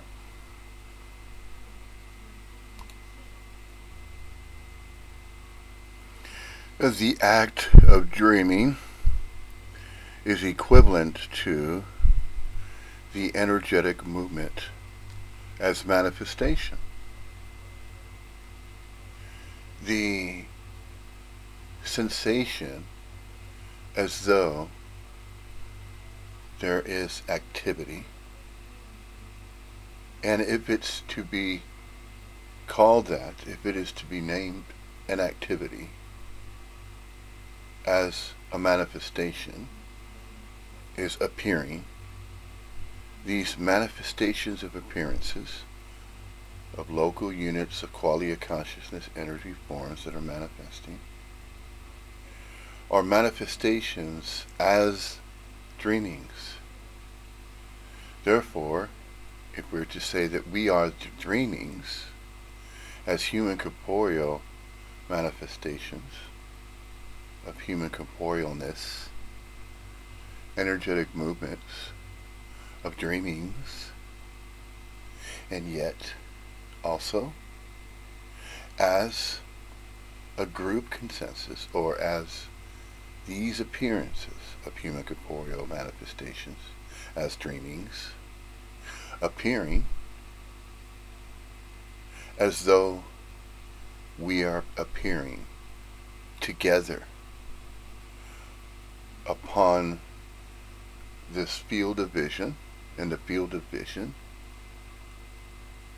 is comprised of these dreamings, and these dreamings are energetic movements of manifestations of human corporealness, and the dreamings are never ending. They're streamings of dreamings of energetic movements of energy fields manifesting as energy forms. But they're only appearing for an indeterminate, impermanent duration in space and time. And at the same time as these manifestations, these dreamings are appearing as manifestations of dreamings, those energetic movements are appearing as though they're in unison, as though in space and time, whilst they're all appearing as manifestations of dreamings, these manifestations of dreamings are appearances that are part of the content, as though the content of these dreamings, and as though meaning, reason, and purpose are given to, by, for, and from these manifestations of energy forms that are appearing from energy fields out of nowhere, from nothing. Therefore, the subjectivity is formulated. It's as though there is this development as the manifestations of dreamings appearing to be streaming as energetic movements of manifestations appearing as appearances. The temporal temporariness of that, of these dreamings in space and time, are simply temporarily appearing for an indeterminate duration in space and time, as the duration, let's say, of a movie that has a certain manifestation of time that it will run. So, that other analogy, there are innumerable analogies that can be used whenever expressing the English language via a human corporeal form that is speaking, is appearing to speak and expressing in a particular language, communicating with what it believes are other dreamings. Regardless of how these dreamings appear via appearances of units of local quiet conscious energy forms, the dreamings are still comprised as the absolute. The composition of these energetic movements of dreamings these manifestations, our energy fields, they are part of the Absolute. Since the Absolute is and is not, we are and we are not. We are appearing manifestations. We are temporarily appearing. Energetic movements, manifestations can appear and are appearing as though appearing as separate human corporeal manifestations, but not separate. We are not separate, and yet we appear as though we're separate. But see, the appearances and what we are not is both so and not so. It's combined. It's a combination. It's a mingling. It's a blending. It's a coalescing. We are and we are not. It is and it is not. Real and unreal. Observable and unobservable. Knowable and unknowable. All of it, whole, complete, perfect. It's all mingling. It's all inseparable. All of it, absolutely everything's inseparable. And no thing is inseparable as well. So it's both. Everything and no thing are inseparable. So that includes absolutely anything that can be conjured and all the dualities, the innumerable dualities that are beyond measure, beyond countenance, including infinitudinal complexification, all of it. It's endless energy, endless branches and pathways and variable directions going in all directions. There is no fixed direction that energy can move. Energy can move about as an activity of manifestations, as an activity of streaming dreamings, of human corporealness, and they're each as units of local quasi-conscious energy forms upon a particular frequency. Now it can apparently appear as though, if using a scientific model, an electromagnetic impulse, just as the neuronic firings between brain cells have been observed, where there's this gap, likened to a spark plug from a Briggs & Stratton lawnmower engine. There's the spark plug in there, and then spark plugs that had been used for a number of years in car engines. There's a gap. There's a visible gap of nothing solid. No meant as two rods of metal, and that an electromagnetic impulse jumps. It jumps between those 2 points. That electromagnetic energy, that spark of electricity impulse, that's what we are composed of. And that's what absolutely everything is also composed of. Energy. There are absolutely every energy field that's beyond countenance, beyond measure, is part of the wholeness as the infinite. The wholeness, completeness, the perfection, all the energetic movements that are beyond countenance is the absolute appearing, manifesting, dreamings, manifestations. Yes, verbing, energetic movements. Yes, of course. Not to the conjured self. The conjured self is not convinced. The conjured self can never be convinced because it lives. It lives, it exists, it believes. It self-conjures the idea that it believes it's exclusively so, exclusively physical, exclusively solid, exclusively knowable, exclusively visible, observable. And then anything else outside of that, although it's unreal, unknowable, doesn't matter. It only believes that its presence matters, or its own life matters. It takes life and claims it as its own life to live, its own life to experience, and then the self-conjured conscious self says and claims, this is my life to live. And it refuses to listen to Advaita Vedanta. It refuses to listen to the message of not-to-ness. It refuses to believe it. And yet, it doesn't matter. Whether or not a conjured self believes it or not, it's just a fact. Like it or not, know it or not, recognize it or not, does not matter. This could be then stated that this is how and why the Absolute, as it appears, is simply this spacious light of empty fullness, has no meaning, reason, purpose behind all of the Absolute manifestations, the infinitesimal complexification of all manifestations, have no meaning, reason, purpose behind them to appear as they do, and as they arise of their own accord and volition. It apparently appears as though the Absolute is appearing of its own accord and volition, as though it has some volition of its own that's unknowable. It cannot be known. It cannot be grasped. There is no knowledge base that can contain the Absolute, because it is free. It is free from absolutely anything that's considered to be substantiated as substance, as though it is in a particular state that's constant, consistently, independently within the Absolute of everything. It's as though it's moving independently on its own. No.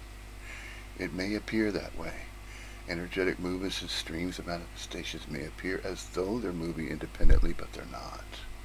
It's just an illusion, just as time, as moments go by. Moments that we apparently appear to be in. The beingness of being in space and time is this illusion of impermanence, as though there are experiences that each human corporeal manifestation that takes upon itself to cognize, to believe.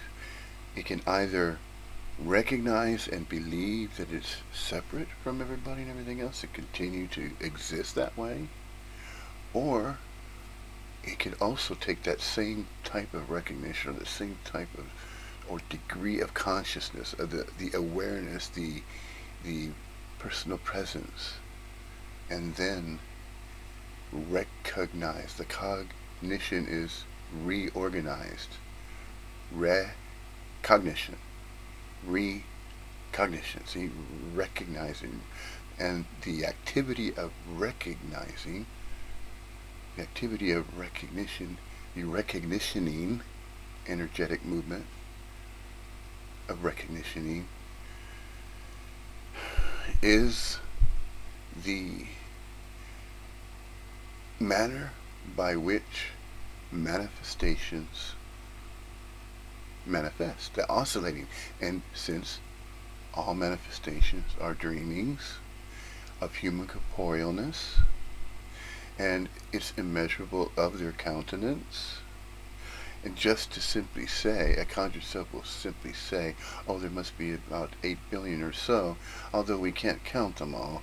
We can simply go based on birth certificates and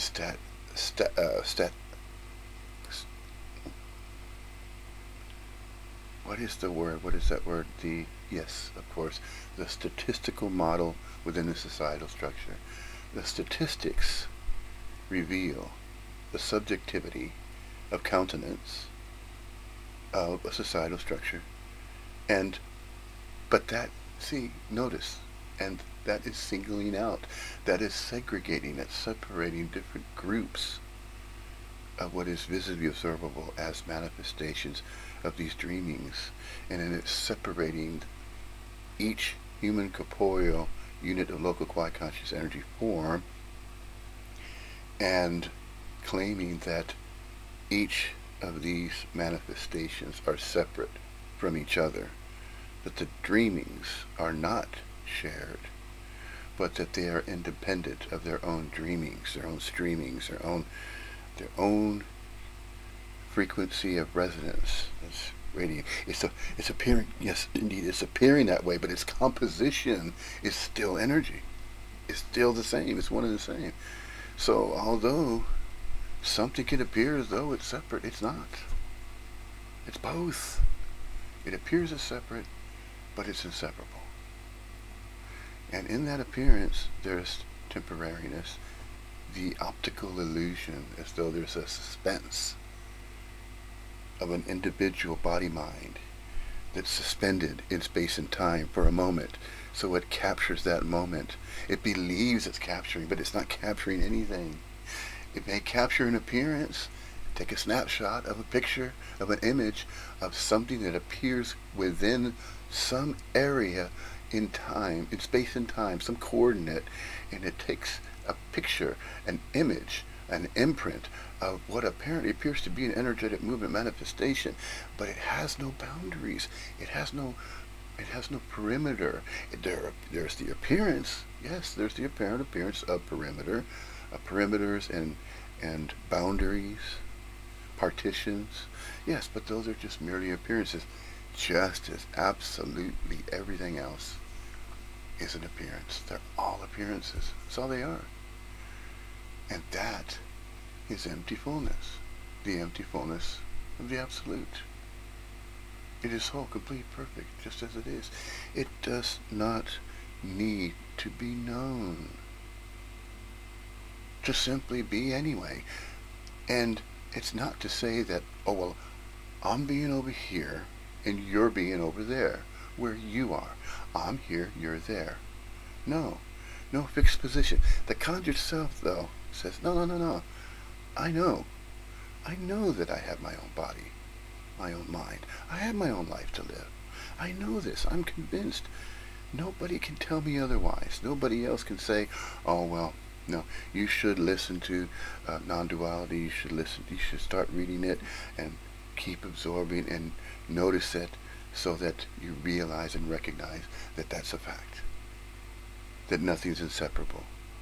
And that you are not a single independent individual, self-sustained with your own life to live, with your own free will and choice to live out your own life, and to use a body that you're claiming to be your own, and that you are only the body, and that's exclusively that way for everybody else as well.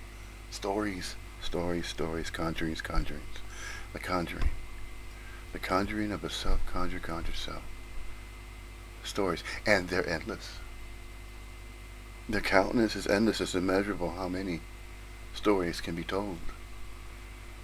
Stacks and books at shelves in libraries and libraries, just innumerable stories. And then these stories can be told in one of innumerable ways as well. So the storytelling simply goes on and on for the conjured self. The conjured self believes it has a story to tell and it's living its own life, and it's not done until it can no longer speak about its story. It can no longer narrate about itself. It lives in that type of reality. It lives and believes that it is existing that way, but it's not. It's not existing that way. It's caught up with the current of the manifestations, the dreamings. It's caught up with the current of the Absolute.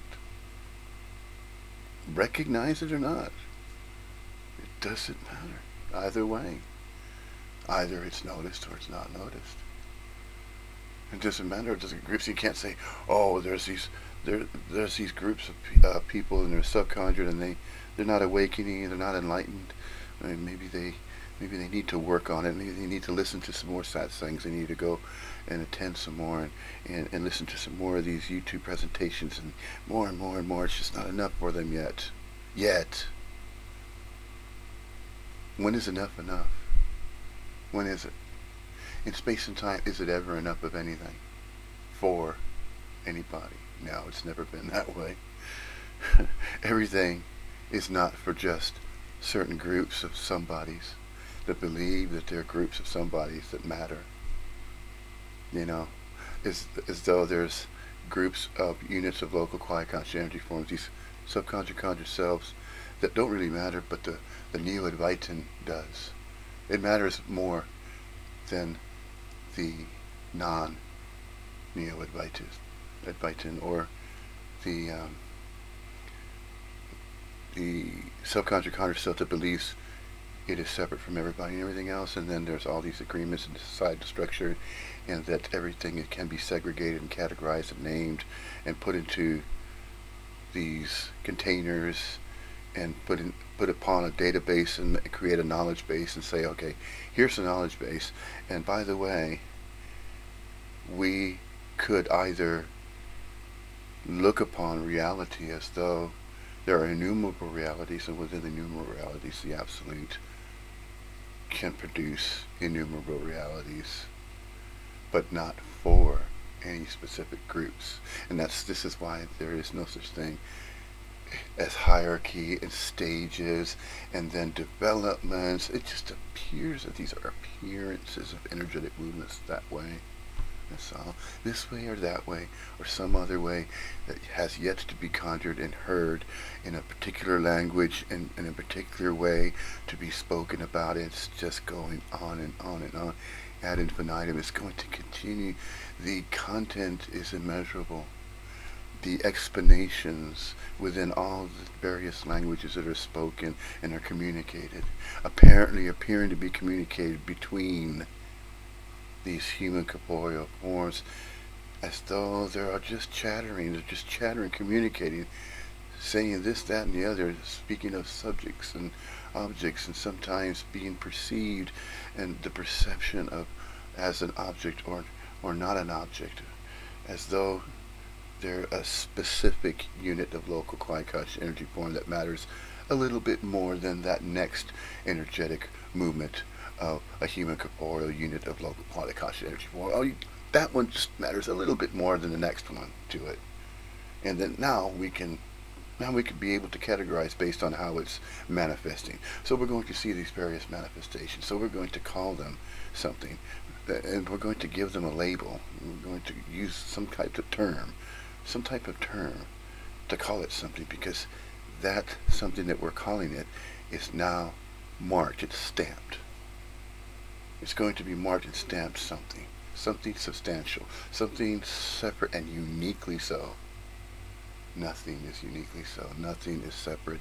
Nothing can be called something and then labeled as though it's independently something separate from every other something.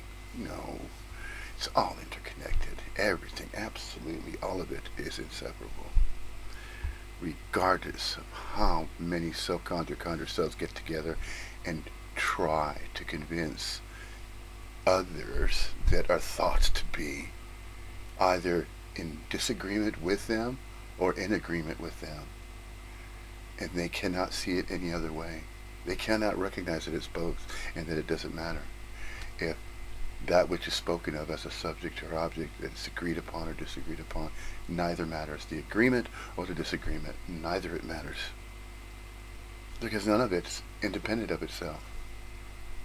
There's nothing to look for. There's nothing to seek. There never was anything to seek in the first place. That is the point.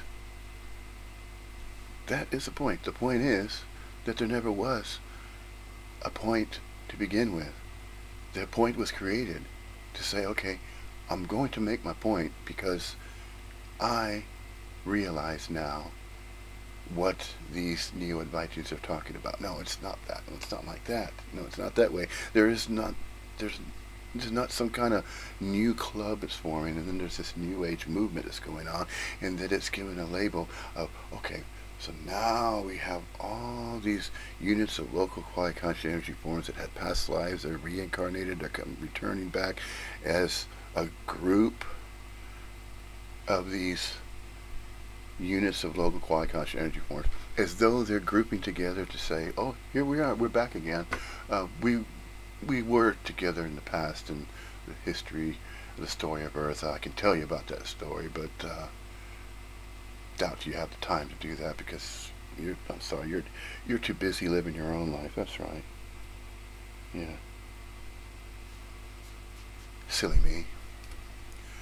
Forgot you're living your own life, and that's really important, and that's what really matters. So at a certain point, you may have already stopped the video and started looking around elsewhere. You got bored. You got bored with non-duality. It seemed interesting at first. You said, oh, what's this thing about these new Advaitans, non-duality? What is that about?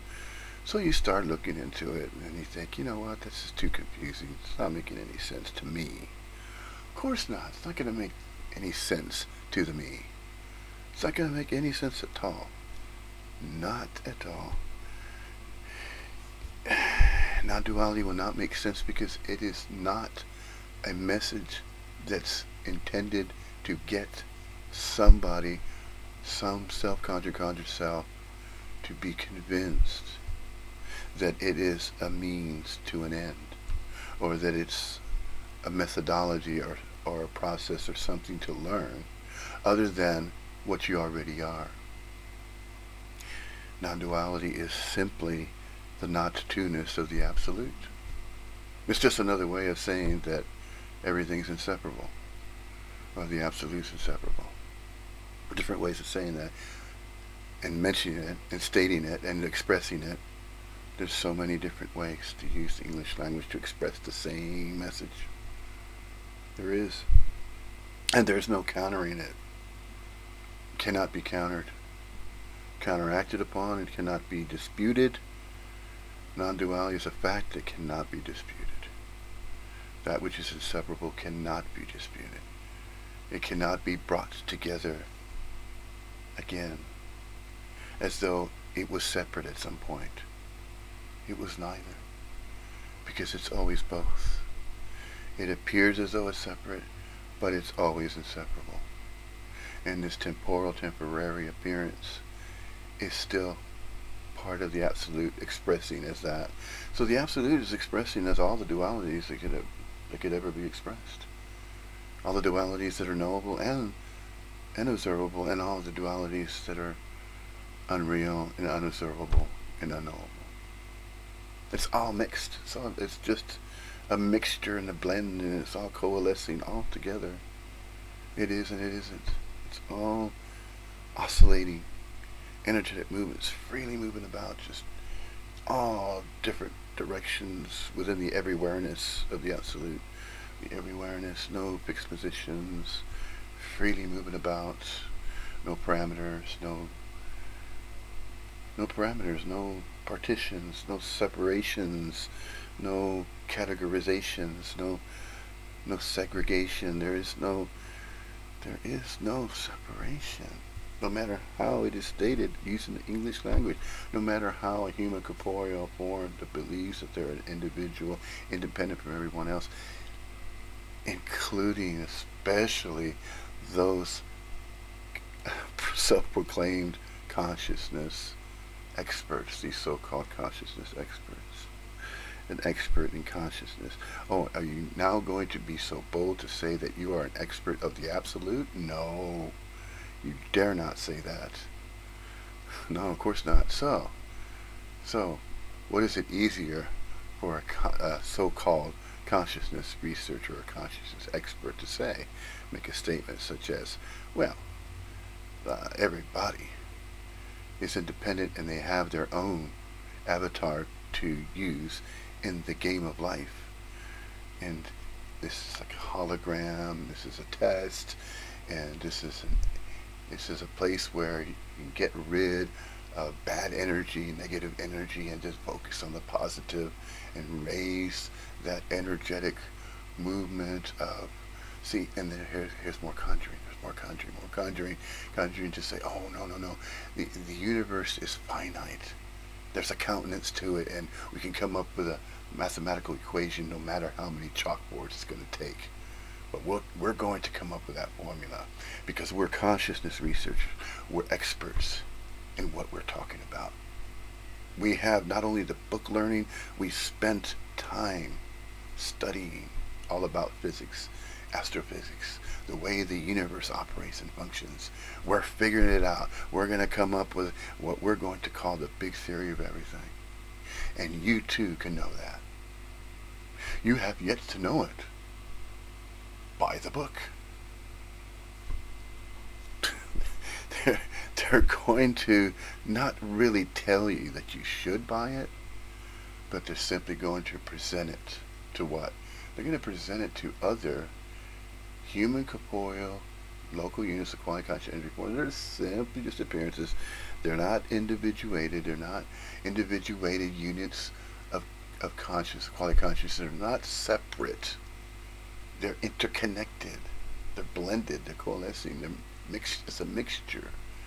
So regardless of how many, if there's a countenance of so many self-conscious conscious cells that are still not convinced that they're not exclusively physically real and solid, and that they are still alive, they're living their own life, and they have yet to make a decision. They have yet to make a decision on their own, based on their own personal experiences. Well, I'm experiencing my life right now. This is my life to live. This is my body. This is my mind, my brain. And this is my body. This is my heart. My heart, by the way, that's where my energy resides. It's as though it's in some little fixed position in space and time, and has yet to be released out into the every-awareness of the infinite universe. It's just temporarily suspended. That's what I believe it is. So I'm going to share that idea with others and see what they think. See? Not as they are, but as they think. No. No. Is there a right approach or wrong approach? No. There are no approaches necessary to what? To be. It's both personal and impersonal presence. We are and we are not. That cannot be dissected. That cannot be taken apart. That cannot be disassembled. It cannot be removed and taken out of the absolute. Nothing can be taken out of everything. Nothing can be removed and separated from everything else. So here's the absolute, and then we're going to take something out of the absolute, and then we're going to call it something and say, okay, this now it's outside of the absolute. It's very special what we have here. Who has there? Nobody has anything anywhere. See, so the language can still be used to what? To nip everything that tries to be conjured by a self-conjured conjured self and say, no. Nice try. Keep trying. No, no, no. See, so the questioner is starved at the satsang. So, is there any meaning, reason, and purpose for a satsang to be held? Is anybody holding a satsang? Not really. It's kind of just another mingling. But all the while, as these manifestations, energetic movements of streamings of dreamings, yeah, the streamings and dreamings of all the innumerable units of local quiet conscious energy forms that appear for an indeterminate duration of impermanence, appearing, making appearances, yes, temporarily so, in space and time, and at the same time not of space and time, from nowhere, out of nothing, appearing as manifestation. We are, as that manifestation appear the dreamings, the streamings of the dreamings, and then all of a sudden, without any warning, without any foreknowledge, without any, no, it's just a split. You could call it a split second of time. It's just you're no longer manifesting, appearing. Does not mean you no longer exist, and there's not just separate you that's existing. Tethered, coalescing, mingling, mixing, blended, just as the blend is so well coalesced as the oceans. So well coalesced, inseparable oceans, and the water and everything that exists within that ocean of what apparently appears to be the ocean of the absolute. The ocean of the absolute, the infinite universe. The oceanic infinitunical complexification of the infinite universe, as though it's a massive ocean that has no end. It has no parameters. There's no end to it. That cannot be comprehended. It cannot be understood. How can something not have an edge or a perimeter or a boundary? That must mean that it's just simply endless. It is infinitesimal. It's just endless. But it cannot be known. There's no words can justify trying to explain the absolute. There is this appearance of limitation that mere words and a mere mention of expressing that via words, even in art, in a work of art, a drawing, a picture of nature, a picture of any manifestation, cannot do the absolute any justice. It cannot justify and help the absolute justify.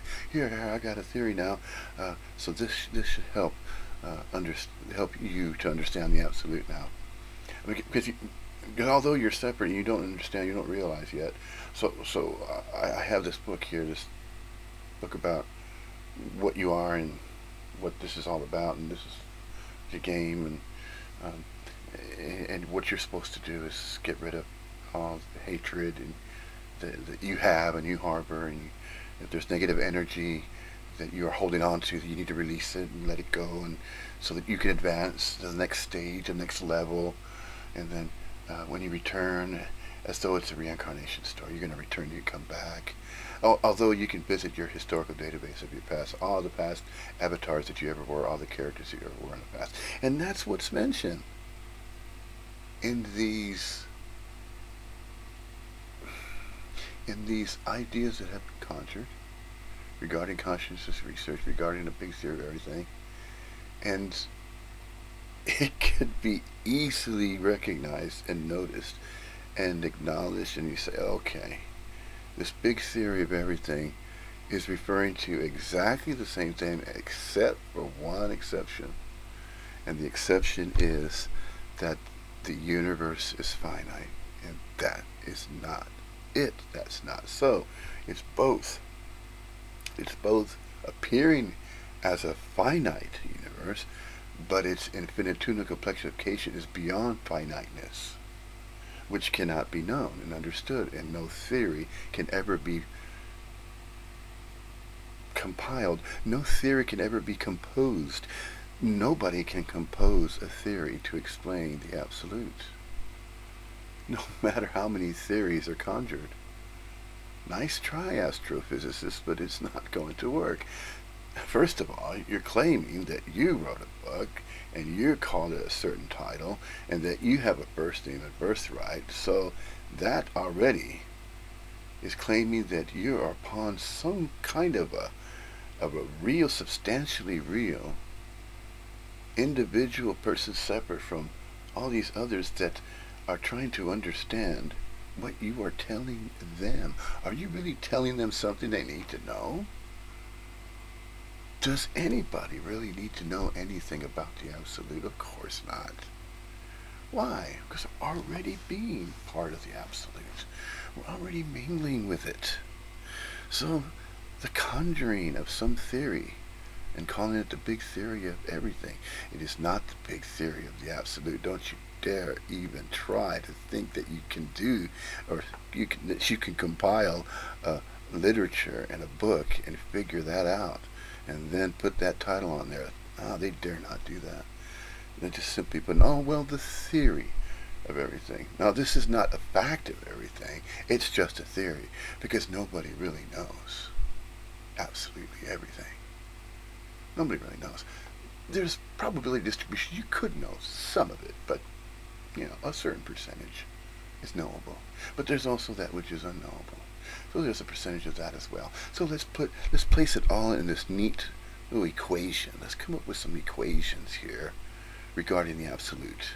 And so we're going to take the absolute apart, and then we're going to explain it to others, because others don't know yet. They need to know, but they don't know yet. See, that is the reality that a self-conscious self exists upon. It exists upon the need to know, on a need to know basis. Yes, I'm living my own life, but I know I am. But I'll get back to you when I can give you an explanation when I'm ready to do so. If I need to explain myself to you about something, I might need to sleep on it, but I'll get back with you on that.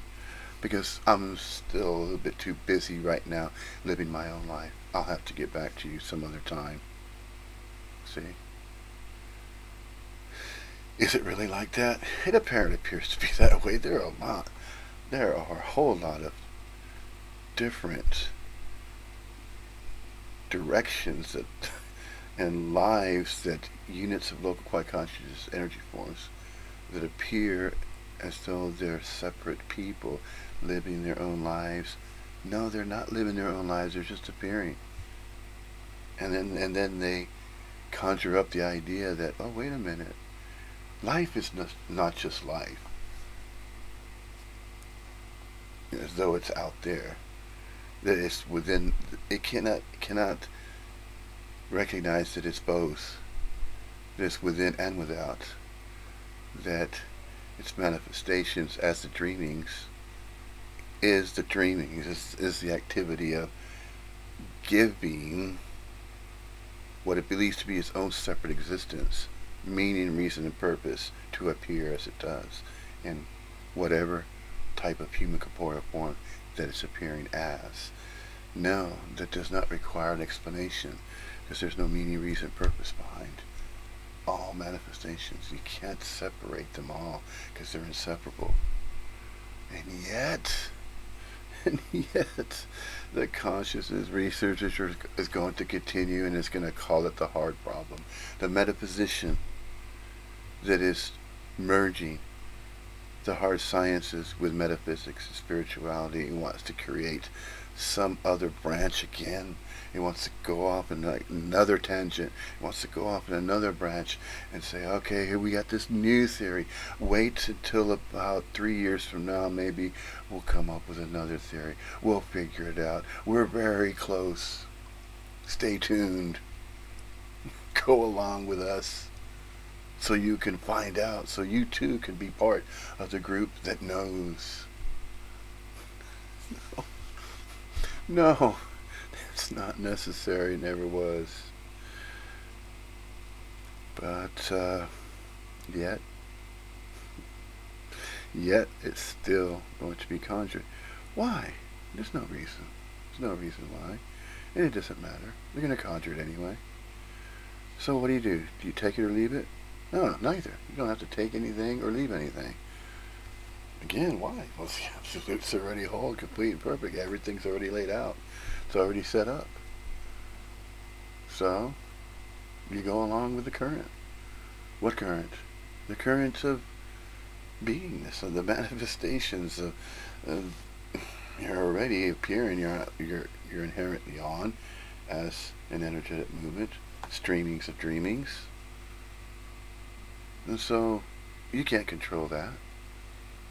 The momentum is always constantly oscillating, constantly of its own volition, because the absolute is of its own accord and volition, and all other appearances and manifestations are going along with that stream. Can't fight that. Can't go against the stream. The streamings are the dreamings of absolutely everything, and mingling with that, mingling with the absolute, appearing in one of innumerable ways. The infinitesimal complexification is immeasurable. The countenance is immeasurable. That's precisely what the infinitesimal complexification is all about. It's all about the absolute as the infinite universe. That's when infinitesimal complexification has no parameters, no boundaries. It is radically free. It is the absolute expressing. It's absolutely everything. It's the absolute expressing as an infinite universe. And so there's the conscious researcher, and they're going to continue on more theories, but they'll never know it. No, we're getting close to knowing it. We're getting close to figuring it out. We're coming up with quarks and string theories, and we're referring to black holes, and now we're seeing this There's black matter and dark matter. We're calling it dark matter, and we're going to call it something else. If we can come up with a new name, we will eventually. I'm not sure what it will be yet, but somebody will come up with it, and when they do, then we'll put it all in the science journals, and then he might get his Nobel Peace Prize, and perhaps he'll get his recognition, and then he'll get his funding for his projects, and then it just goes on and on. More countries branching off, and it's continuously just this waste. This appearance is as though it's a waste of life, a waste of time. But there is no waste. See, that's the thing. Energy is not wasted. It apparently appears it could be expended. Oh yeah, there could be a visible observance of a diminishment, just as a light bulb eventually can no longer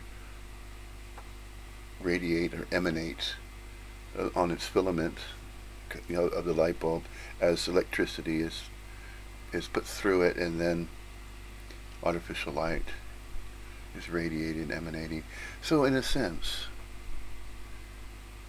using that analogy of the light bulb, each manifestation of a human corporeal appearance is likened to a light bulb of different wattages. And another good analogy can be mentioned here and used regarding the infinitudinal complexification of the Absolute, and still referring to non-duality, the not-two-ness, the inseparable everything, the Absolute that's inseparable, nothing and everything inseparable as the Absolute, infinitudinal complexification, ad infinitum, on and on and on and on and on. And so another analogy to refer to, or to point to, don't even have to point anymore because there's nobody that's pointing to anything. Nothing needs to be pointed to. No. Nobody has to point to anything. And nobody has to believe that they're pointing to something. Something exclusively real. Nothing's exclusively real. Nothing's inseparable. See? It just always goes back. Put it back into bound. You don't even have to put it back into bound. In its boundary. Well, it's not even a boundary. Put it back into play. Put back what into play? Well, the energetic movement. It's going to find its own course of direction. But it's not going to be an explicitly predetermined course of action where that manifestation is going to manifest. The dreamings are not calculated. They're not premeditated. These are not predetermined manifestations. These are not predetermined dreamings. They're radically free dreamings. Because they're part of the Absolute. Absolutely anything can apparently appear to occur and happen. And all appearances and occurrences, happenings and dreamings, even when it is apparently appearing to be that a body-mind is dreaming when it goes to sleep and it rests. And when I mean it rests, it's no longer exerting any biological functioning. And it rests and it dreams. What does it dream about? Thoughts. And what is contained within these thoughts? The dreamings of whatever appears in the dream. The content of a dream. What is the content of a dream? Nothing that really means anything in particular. No meaning, reason, or purpose behind dreams. They're just manifestations, appearances of thoughts and thought forms, thought patterns. They're either picked up by a body-mind picks them up, thinks about it, and then it subjugates it to itself, works with it for a little while, lets it go. Almost sort of like into a fisherman is catching fish all day, catches them, and then it releases it. Why? Because it's into what? The activity of fishing. It's into the sport, and the sport of fishing, its engagement in the act of fishing, just like the rivering, that cannot be seized, that cannot be captured. It can only appear to be what? Experienced. But is it a personal experience that you can't have my experience? I don't want you to have it. I'm going to have my own. And you can either join me and maybe we can share these experiences of life. Yeah? I have my experiences of life. Maybe I could share mine with you and then we can go through life together. No. Life is going through the manifestations of absolutely every human corporeal appearance on the planet. Those that are visibly observable and those that are not. And it's just constantly that way. Every single moment in space and time that way, for an indeterminate duration. Countless appearances of human corporeal forms, jostling about, oscillating, some appearing, some disappearing. The ones that are appearing, it's called birth, it's called being born. And then those that are referred to as dying or death and no longer appearing, the bodies are no longer appearing, the biological process and all that's no longer, there's no more animation of that unit of local quasi-conscious energy form. And where did that unit of local quasi-conscious energy form, where did it go? And just simply return back to nothing. Return back to nowhere, from whence it came. But from whence it came is not a place. It is thought to be. This is why the self-conjured conscious self cannot understand nothingness. It can't understand. It believes that when it dies, that there's an impending doom that awaits it. That it believes that, okay, so it's born, it's living a life, it's having a great time. Maybe it's going through some hardships as well. It's going through both. Sometimes there's good times, sometimes there's bad times. But what is predetermined as a good time or a bad time? A good thing or a bad thing? A good experience, a positive one, and a negative experience, a bad one. Who's the one that decides that? Is there anybody making a decision of that? Sure, the conjured self believes that. The self-conjured conscious self that's living its own life certainly does believe that. It believes in that which makes sense to it. What makes sense to it?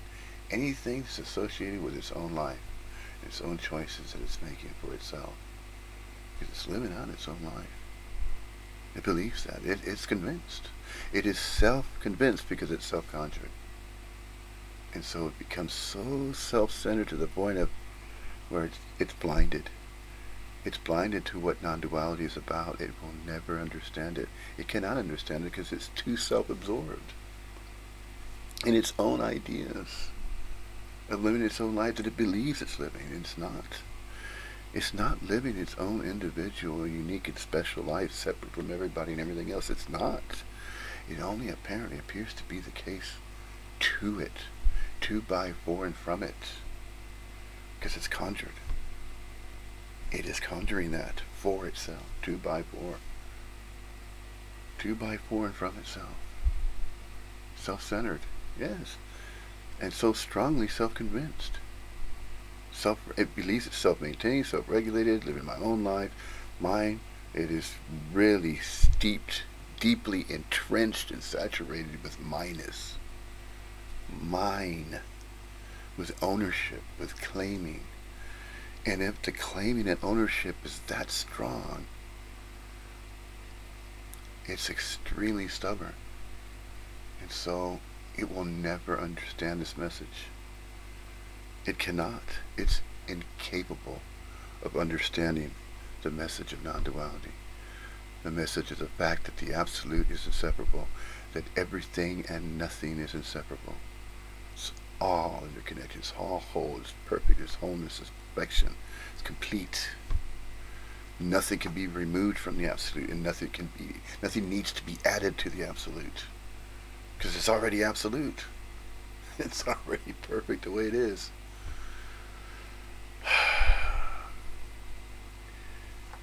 How many ways does this message need to be mentioned or spoken, and how many analogies need to be used? No, there's no need. It's just simply apparently going to appear to be mentioned. For any reason, meaning, and purpose? Of course not. Because it's its own meaning, reason, and purpose. If there's any meaning, reason, purpose given to it, it's its own, of its own accord and volition. So, there you have it. There you have what? Absolutely everything.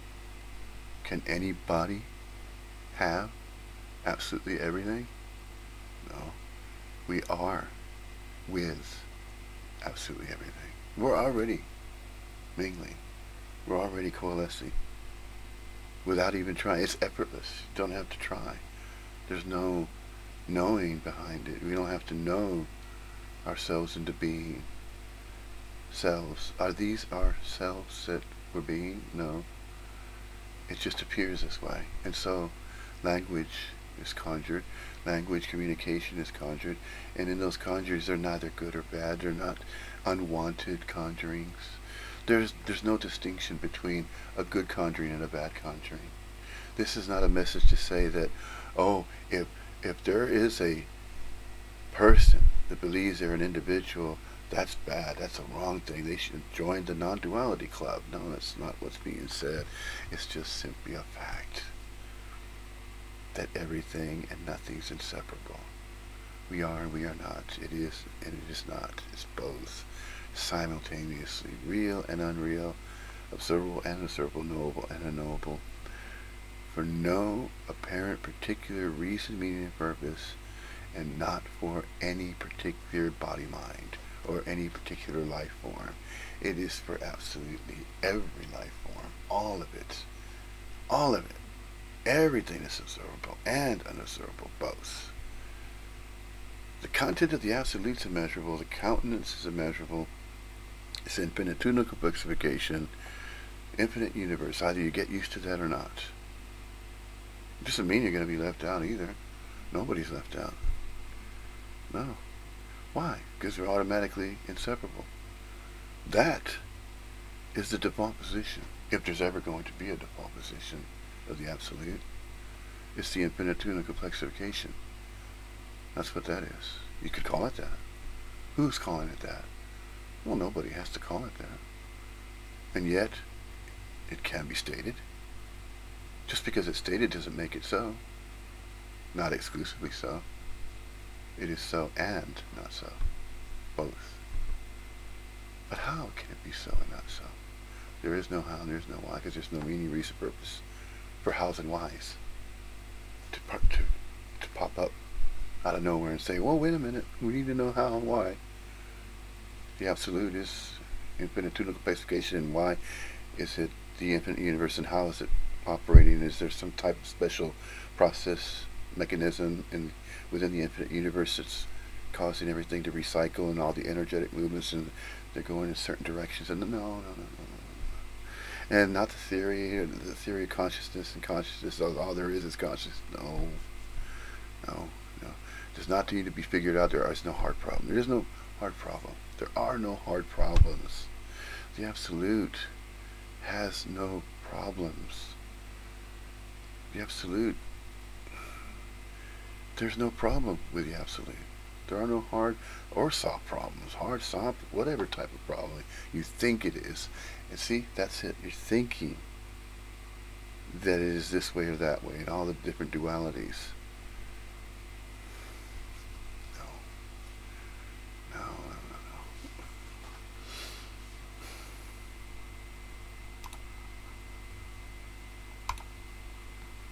Forget its dreaming. It seems to forget its dreaming.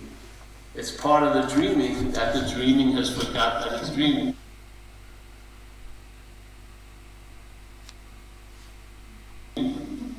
That's really the basis of it. Yeah, the basis of it, the dreaming has to forget that it's dreaming for the dreaming to happen.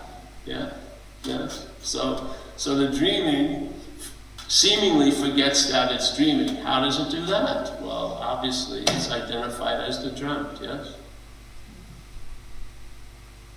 So the subject, completely separate from objects, becomes identified as the object, still is functioning as subject, but now it's confused because there seems to be an object that has something to do with it, yeah? Where here, when it was dreaming and clear about that, it saw objects as dreamt and subjectivity as dreaming, yes? But now, wait a minute, it doesn't seem to have any distance between the dreamt and the dreaming. So there's a confusion seemingly in time that happens. So the subject now experiences, has the sense of the attributes of subjectivity, but they seem to be mingled with an identification as an object. Mm-hmm. So now you become what's seen. You as this. You think you're seeing. There you go. Mingled. You think you have something to do with it. So either you travel lighter or heavy with that. So now the object, mingled, right there, animated by the subject, thinks it has a lot to do with the fucking subject. Mm. Yeah. So now the dreamt, because it's got the subjectness moving through, but now the object thinks it's doing it. So this statement is, you and I are the dreaming of the dream, not as the object, as subject. You and I are the dreaming of the dream. We forget that we're dreaming. How? By identification with the object. Right. Simple. The distraction. And then what happens? This is the next, that describes your whole day. Everything you're giving all the meaning to now has the ability to affect you. So everything you're dreaming now has the ability to affect you, not as the subject, but as the conjuring. But as the object. But now that the subject's identified as the object, it has the effects. Conjures. Of the object. Yes. So when the object gets hurt, it feels like it got hurt. Yeah. It identifies with it.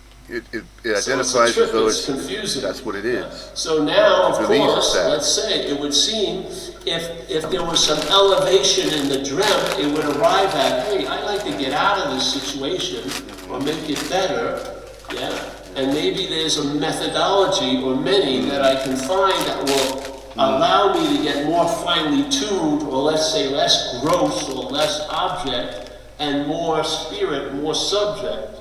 But what happens is where all the warnings of non-duality come into play. Because, all right, now the subject, or the lion, taking itself to be the sheep, wants to become like itself, the subject, which sounds like a good move, but it's saddled with, it's going to try to become like itself as the sheep. Yes? It creates another fucking huge confusion. So for a few years there, it feels like it's doing good. Yes? And this is what happens. It feels like it's doing good, and it's getting closer and closer. But then there's some level, something where you go, wait a minute, Or you read an article where people who are very much more devoted than you'll ever be, who've been practicing religiously for 30 years, a meditation, get in touch with their meditation teacher and say, nothing's happened, and you're like, fuck, let's pull the emergency brake on the spiritual bus. I don't care if it's my stop or not, I think it's wise to get off. So, you know what I mean? So the point is, what would be the move to make? If you've been stumped, there's a huge chessboard they made there. So let's say you've been checkmated. It's in the hall in the foyer in the beginning. Let's say you seem to have been checkmated, and there's no move you can make. What happens? And for a lot of people, they hear something. They hear about non-duality, or they hear about sudden awakening Zen, not the cultivation, or Dokchen or something. They hear about something that's quite novel for the virtuosos of spirituality. It's a nice little curly cue gets thrown in there, right? Like the dog that moves, because it's not another technique that you've got to become an adept at or whatever. It's about who is it that needs a technique. Like basically, what's the premise all this is moving from? What's the premise that all of everything that's being, averted or desired, aversion, desire, where's that point? Is that really where I am? Am I actually at the starting point that I've assumed to be all these years? What happens if I'm not? Then we gotta sort of call a time out and let new rules be written about the game board, because I was thought I was playing Risk. Remember that game Risk? You take over the world, but I'm in Monopoly. Yeah, so I need an adjustment. I need to get a new book about the game because it ain't working through thought and effort. And, I'm not going where I wanted to go. So this is basically about upon having never left is the point. But most people don't start there. They start from the disillusionment of going to the other shore, finally fucking arriving at the other shore upon having never left. So you're like, oh, well, there you go. Of course, nothing was wasted or added or subtracted. It was all how it planned out. And basically, nothing ever really happened anyway. So you didn't waste 13 years or 15 years. You're here now, yeah? And hopefully you can see, you can just see. It's the simplest thing of all, It doesn't have to have a giant moral fucking manifesto or ethics or anything. It's just seeing. Yeah? It's just seeing and allowing what comes after that. Not trying to digest what comes after it, receiving it, because something else will digest it. Some aspect of mind that you may not be privy to, and definitely not as you. Will regurgitate it, and it will trickle down. That's the absolute. You'll get some understanding. It will arise and appear however it will, sense. of its own accord. And blue will be blue, and red will be red. And it will translate into a traveling light as that Paul that you had so much difficulty with most of your life since you've been 5 or 6 years old. Yeah, you'll find it will finally get the meal it's been looking for years, which is acceptance. It'll just finally go after all seeking acceptance from all the others that were never really satiated. Yeah, just always find a doubt or a reason why to invalidate the acceptance of another. They'll find suddenly there'll be an acceptance of Paul just as he is because he ain't. Really. All the terrible things I really thought had tipped a ledger against me in this life that I was going to have to pay for.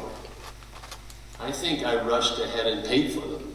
I really do. I think I played God and I figured, God, let's sit back, I'll punish myself. I'm getting run over twice and fucking tons of other shit. You know what I mean? Let's ease up on it. I'm not that important to be that bad, really. Yeah, so the validity of the message is living it, really.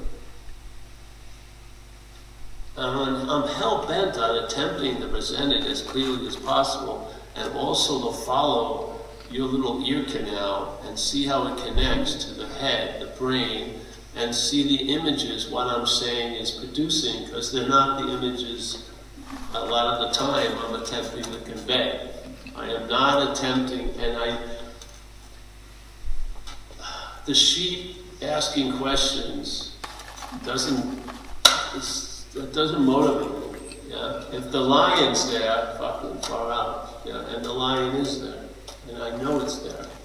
And because it's never came or never left. There's no possible way you have ever been what you think you've been. There's no fucking way. Yeah? That power cannot be pulled on that. It's untouchable. It's indescribable. It's inseparable. Unblemished. It's just pristine and beautiful. Nothing. Not one heavy rock you've thrown has ever made a ripple in it. It's just ridiculous to think you're that important. And so, I just felt this has helped, this just cleared up so much stuff when I heard this. Yeah. Threw away all the conjuring. Just got rid of it all. Recognized all that was conjured is not necessary. And then you go through, you see all the pitfalls. Yeah? You know the problem from the solution, so you're entertaining the solution, and then you see the problem. And the problem, in a lot of ways, one of them is the mental state does not want to be. It wants to become and unbecome. It wants to be active in some doing, to have something done or undone. Yeah? It doesn't want to be, its whole thing of time is made just to do the opposite, is to become and unbecome, and usually you'll be more in the unbecoming stage than the becoming stage. Yeah? You never, just like wanting to know God, all the emphasis is on you, and then maybe you meet God, and then it's on you again. You are now a knower of God. You know, it's just fucking God played such a small role in your search for God. Really, you played the biggest part. How can you escape that irony of the joke? There's no way. Yeah. So it's a simplest attempt to not. It's not a call to arms, it's a disarming message. Yeah, it's just, and then you'll feel time, you'll feel that the mental state is like under the whip all the day. It's like its rider is of time, just whipping it into something all day, all day. I watch it, it's almost as if you're a rock in the water, and so the rock's not moving, and you can see all the water rushing over. And you're just like, you can see the impulse, yeah. It's slavery, really. Because then you're attempting, you want to be still, but as an inherent movement, you know. That which is agitated is never going to become still. It's just going to agitate more around stillness, you know. Like the old Zen saying, you know. Can't use activity to produce stillness. You cannot use activity to produce stillness. That would be activity. Yeah. If you're in the fucking bowl, you're stirring. It's just, you can't, the bowl isn't gonna be, the soup isn't gonna be still. As soon as you put you in, you stir. You move it around. You can't, it's like with the neuroscience, you know, whatever, the observation distorts the observed. That's a fact. Yeah. So the observation being identified as something implies that something to anything it observes. It applies its framing. It's not open to being framed by that. It always frames everything it comes in contact with. The observation distorts the observed. The observed doesn't do fucking anything with the observation. The observation, which is us, distorts the observed. Yes? Well, by interfering, so right now, there's a an message. interference pattern is created. Being observed. And the collapse That of the being wave. observed is distorting the message. The wave didn't need to be collapsed, My but it simple was. story is lion and sheep. It was the integrity of the wave was already inherent. So you're not going to convince the sheep. And then not along to be comes a the sheep. distortion pattern, You can't which say, "All right, is sheep, the I self-identification bet you as an can catch it before independent you're a sheep." individual self. No, it's impossible. Just Conjured see you're self. not the sheep. Listen to descriptions of what you think you are, and maybe have a little bit of openness to that it may You're not what be you think you are. Yeah? Not in the it's thinking. It's not calling to arms the sheep. All right, sheep, get on with this fucking thing. You're not a sheep. You know, all right, how do I unsheep myself as a sheep? You know, no, you see you're not the sheep. You don't tell the sheep it's not a sheep. You say, you just explain it just this way. All right, I'm not talking to the first sheep. I'm talking to the second sheep that thinks it's talking to the first sheep. You're not that.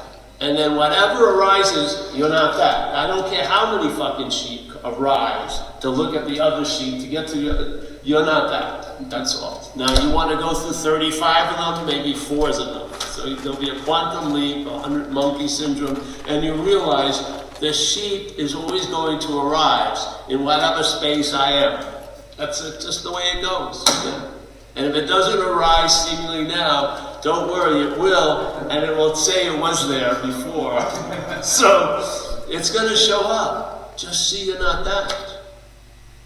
Yeah? What's wishing it's not to show up is that which is not going to show up. The sheep is wishing not to be a sheep. The lion doesn't give a shit if it was a sheep Or it could have been a sheep forever. It's not a sheep. It's got very clear about it. It doesn't, you can bar all fucking day. It doesn't care. It's very adaptable, lion. Yeah. And every sheep may see it as a sheep. It doesn't matter to it. Yeah.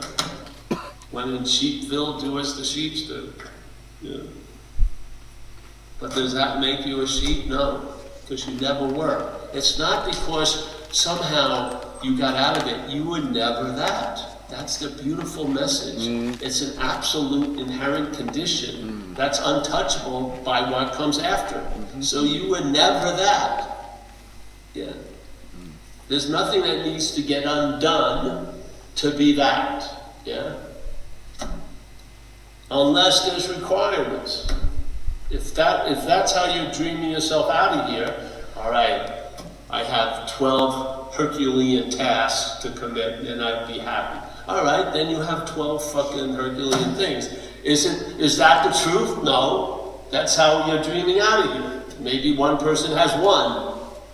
Maybe one goes the slacker route. And fuck it, I'll fail all the Herculean, and then he gets it that way. Who cares? But the fact is, you're going to be dreaming yourself out of this dreaming, no matter what.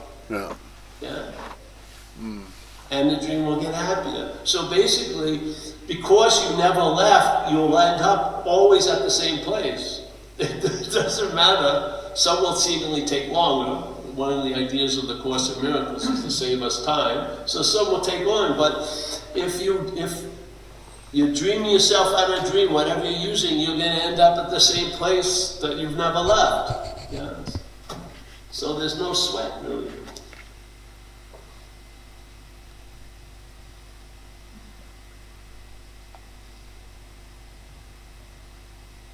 This isn't like relaxation from a long massage. It's before that, yeah? It's a relaxation from some of the strongest mortal coils in there. I mean, some fucking weird thing gets put to rest, and it doesn't seem to come back. Yeah, and now you're really, you never get gypped. You're just here. Yeah. The fanciful stories, I really was out to lunch. I was totally someone else. No, you weren't. Never. It's all fucking machinations of the mental state. It can never break through the context. I mean, it can't go anywhere. Yeah? You think that there is going to be better than here. When you arrive there, it's here. You can't fucking get out. Yeah? That's the beauty of it.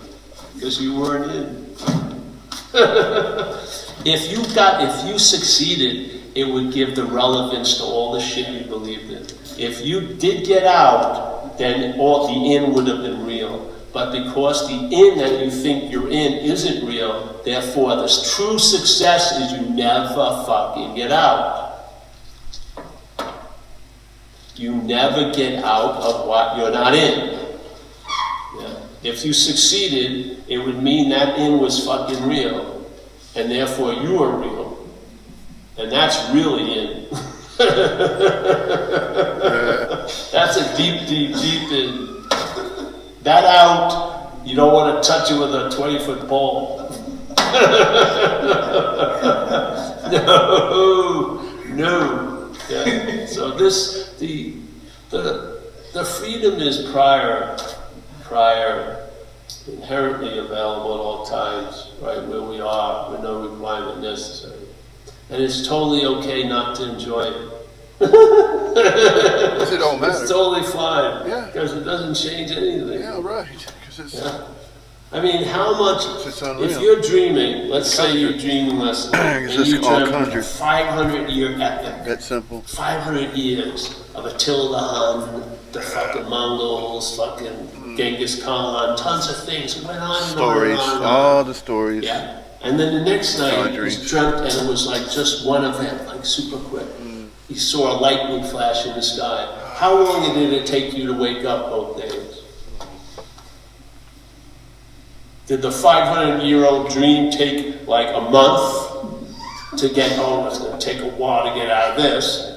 No. There's the 5-second dream. How long? Just out. Yeah.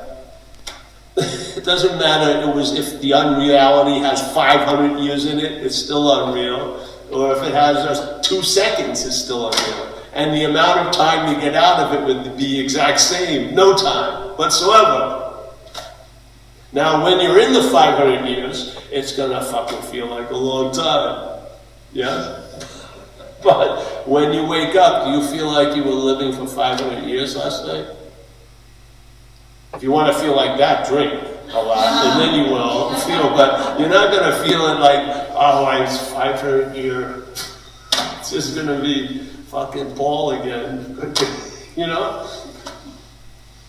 The dream doesn't matter how long it goes or how real it seems. It's defined by its limitation. It's dreaming. Yes? Tons of it takes the exact same amount of time than a little of it.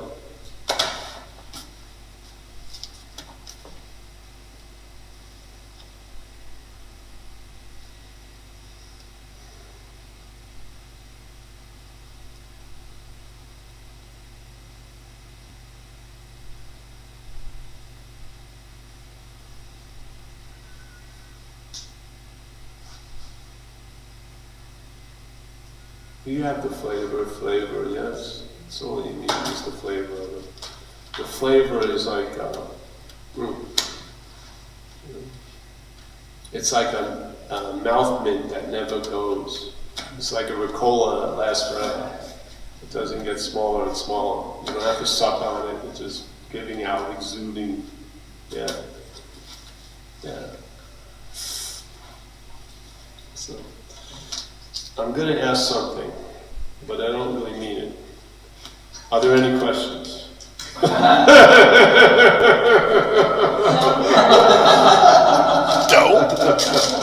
I was hoping the script was going to be different, but I know we're all playing our roles. Yes, bro.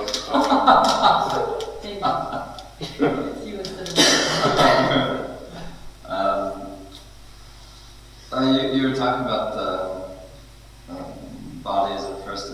I think you had said before a long time ago about like you can work things through like doing body work and energy healing and stuff. All right, so right now we're talking about body, time. So we're talking about the dream as the most important thing.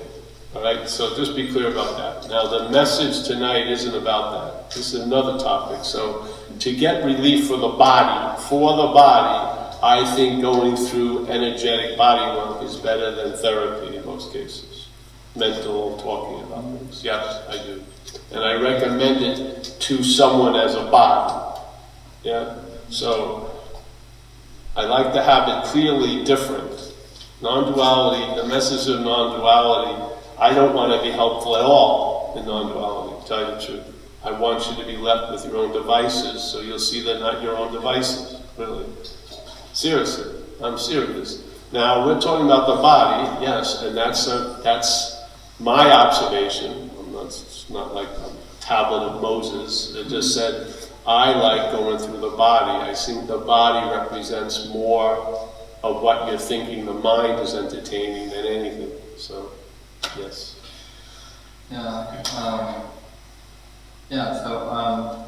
So for the longest time, I've been having like trouble sleeping, and I'll wake up in the middle of the night, and I've got like it feels like this Kundalini stuff and pelvis and like restlessness. I did this. Fucking like. A lot of pelvis. Speech, man. It's like a lot of. Man, the overuse of the word like is ridiculous. Why? Why is that? Why is that happening? Acupuncture. What has been happening in the English language before? Yeah. Previous generations weren't using the word like over and over that way. Chinese medicine. No. And so they can hold your pulse and they can tell if the Shen is moving, like going out. Yeah. And they can work it with acupuncture and herbs to keep the energy circulating and being reconfigured. Yes, so it's not like a huge, very uncomfortable event. So is there like in your terms, like the non-dual terms, like there's a Are you really listening to yourself how many times you're using the word like? Is that necessary? That's at the root of Oh, man. like physical blockage or Why are you physical using the word like so many blockage, times? blockage, right? Well, physical blockage would be something else, like a fucking hernia pushing on the prostate or something. You're talking about energetic, which is, yeah, it's being expressed through the body, but it's not body. So like you're talking about like the Quit saying like someone, what the fuck? Like. No, I'm sorry, what was the statement again? What are you asking? As a sheep. Are you asking like, the likeness of the like, or the like? Yes. What was that again? So like there's like this all that I am misrecognizes in like a physical way, or it's different from misrecognizing myself as a self, like or the self. Well, there's no, see, the self is, the idea of self comes from, has to have the body. So like there's a The self. body is what gives you a sense of singular independence, being a separate thing. That's the only way it can First get of any all, kind of reduce logic, the fired usage up. of the word like. So the That's a body's good start. of prime importance to the story. So there's like a selfing. Is there like a bodying?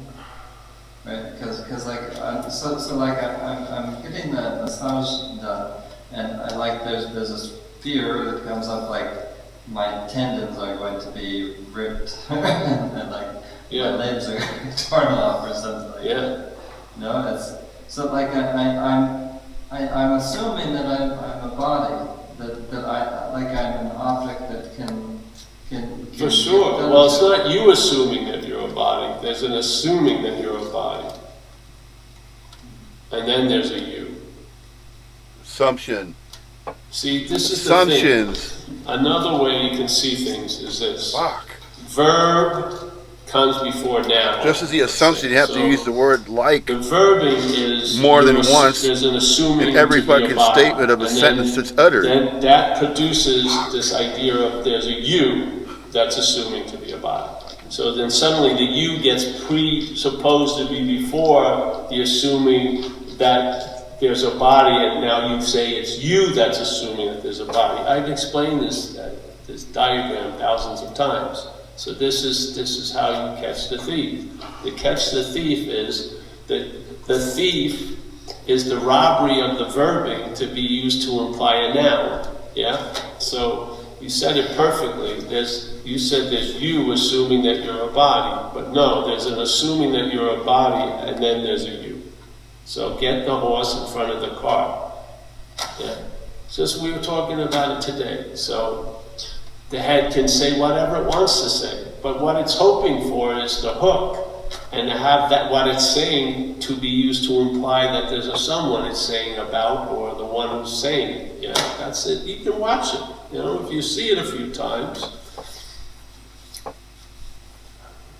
maybe you have seen it enough. I don't know. I mean, there is something called like a 100 monkey thing. There is something where you see it enough, and something triggers that you had no idea of. You know, it just something gets established, and it's sort of like the background's now the foreground, and the foreground's now the background. You know, so sort of like, how did that happen? I have no idea, but it is happening. So there is an observation of it, and you're like, wow. You know, I could never come up with that because I had no fucking idea. Seriously, because all my ideas are rooted in this one idea of Paul, and now I've seen it in another way. Yeah. Now, if you could have the 12 stages of that would be fucking great. But I don't know. You can't have the 12 stages of it. You know, maybe it doesn't need anything. Maybe it needs a little more. Who knows? But you'll know. You know. And actually, a lot of it has changed already, because I would, hazard a guess of that most of us are traveling lighter, that have been listening to this message. So, and what did I promise? Nothing, but really, if I ever promised anything, it was you'll travel lighter. So fucking, we delivered already. Yeah, yeah. And then more. And then you go, well, who is that? What wants more? Blah, blah, blah, yeah, yeah. And then on and on. Yeah. If you're having that energy, do what you need to do. There's herbs you can take that will help. You can have acupuncture. Fucking, I don't know what will work for you, but I know there's methodologies that will help. Because of course, the mental state sees it as a moral terror. You know, it's like when I say to people who go through that, I used to say it. I'd say, well, don't act out and don't die, and everything will get cool. To me, acting out would get loaded, getting loaded. So if you don't pass away, yeah, the ball game will be a little different. Yeah. You're hoping for the game to be called or early, but it may not be. You have to go through the full 9 innings. I don't know, but yeah. But that's a whole nother thing, yeah. The non-duality message is simple. You're not that. And then it doesn't mean there's no importance to any of it. That's what, see, what you're not reacts to that. Oh, you're negating it. No, we're just saying it's not true. It doesn't mean it doesn't have feeling or power or, you know, this and that. It's just not true. That's all. It's not like, not true, motherfucker. It's like, you know, object, you know, just casually, hey, it's not true. You know? It looks true. It's like the old thing. It waddles like a duck. It's a duck. This is, it waddles like a duck. It quacks like a duck, but it ain't a duck. I mean, what can I say? All logic points to it that it's a duck, but it ain't a duck.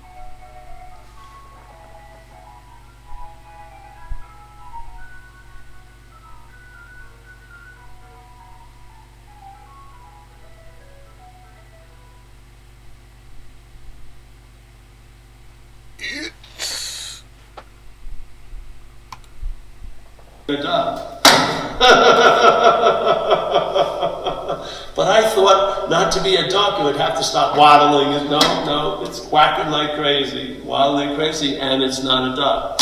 So, kill me. If you don't like the message, it's fine. I mean, look at it. A lot of people don't like it. Too bad. It's not up to me. My job is to share it. Yeah, so I do. I don't, but I mean, I show up. That's what I have to do. If it was me sharing it, I wouldn't take it. Thank God something comes through. And I know intimately of that, you know. It's beyond this, so to speak. I have no doubt about it. Yeah. So, yeah. It gives me great confidence when I have nothing to do with it. You know, just show up and see what happens. But to me, I want to just keep teasing it out so you can get to see it, because the seeing of it plays a good role here, because you are the seeing of what you're not, really. So you might as well have that experience, have that sense that you are the seeing of what you're not. Because really, that's probably the most apt description of us here that you can get to, is you and I are the seeing of what we're not. You know, I'm sorry you can't see it, but you are it. You know, that's the thing. And so get over it, really, because you're not gonna. You can try to make it anything you want, but it's not bending to your fucking will. That's just like saying, get over yourself. See, that's that same expression, and that's why, to define that statement, I'm sure many of us have heard that, where get over yourself. Oh man, you're so egotistical, man. You're so vain. And you probably think this satsang's about you. Well, It's about all those yous that believe that they are separate, conjure selves. Because the conjuring is supported by the mental thought system to think about it. That to be, and simply being, mingling, is nothing or existing inherently on the awareness, aware to being aware, the awareness of being aware, the incessant onness, aliveness, alive to being alive, just being, just simply in all moments that you've never been out of. And these moments of dreamings, they don't even require applications of meanings to be applied. Meanings, reasons, and purposes do not need to be applied to the absolute. That's another thing. And then the dreaming, you'll travel lighter. What's traveling? Energy doesn't have to travel in a particular way. It never did. Energy is free to move about in the every awareness of the spacious aliveness. No coordinate, no conditions, no set parameters, no rules, guidelines, policies, regulations necessary. Nothing is necessary for the absolute to be absolutely everything that's whole, perfect, complete, and we are and we are not. The absolute is and it is not. And we are mingling with that because we are and we are not. Always, constantly mingling and blended, coalescing with that perfection, with that absoluteness, that infinitudinal complexification. We are and we are not, constantly, ad infinitum, not doing that, mingling. Energetic movements, the dreamings, the streamings of the dreamings. The streamings of the dreamings is the absoluteness of coalescing, mingling, going along with the current of the absolute. The absolute apparently appears to have a current of its own. That current is the energetic movement of absolutely everything that's already absolute. Naturally absolute ad infinitum. And yes, indeed, this message can be expressed in one of innumerable ways. There is no right or wrong way to share the message or the fact that everything and nothing, no thing is inseparable. Everything's inseparable. Nothing's inseparable. Absolutely not inseparable.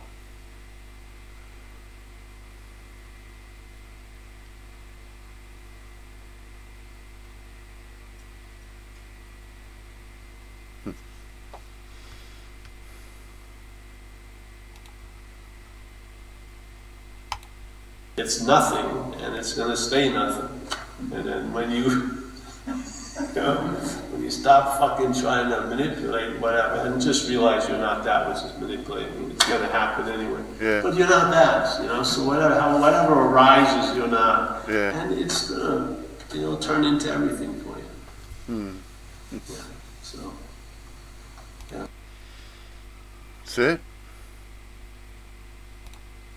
That's it.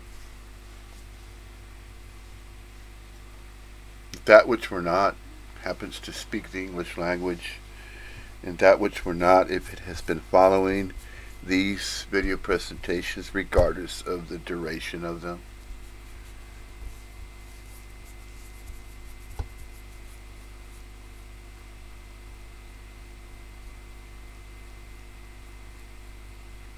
either it'll be recognized or not, it doesn't matter.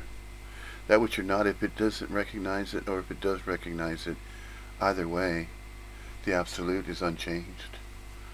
The inseparableness of how the absolute is intact cannot be disturbed, regardless of how much is conjured, how many thoughts are entertained, all the conjuring of thoughts that are thought to be conjured by a separate person that thinks and believes that they need to know how and why they are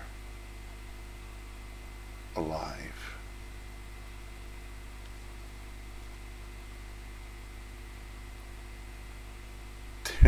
It's an unspoken yes, indeed. It really is. And then something apparently appears to curiously seem to happen. A recognition that it's always been this way. It always has. The peace that surpasses all understanding. Oh, so that's what that means. There was a time when this body-mind could not understand and grasp what that meant. The peace that surpasses all understanding. How can peace surpass understanding? Easily. Easily. The peacefulness of that which is inherently peaceful is the stillness of that which we truly are,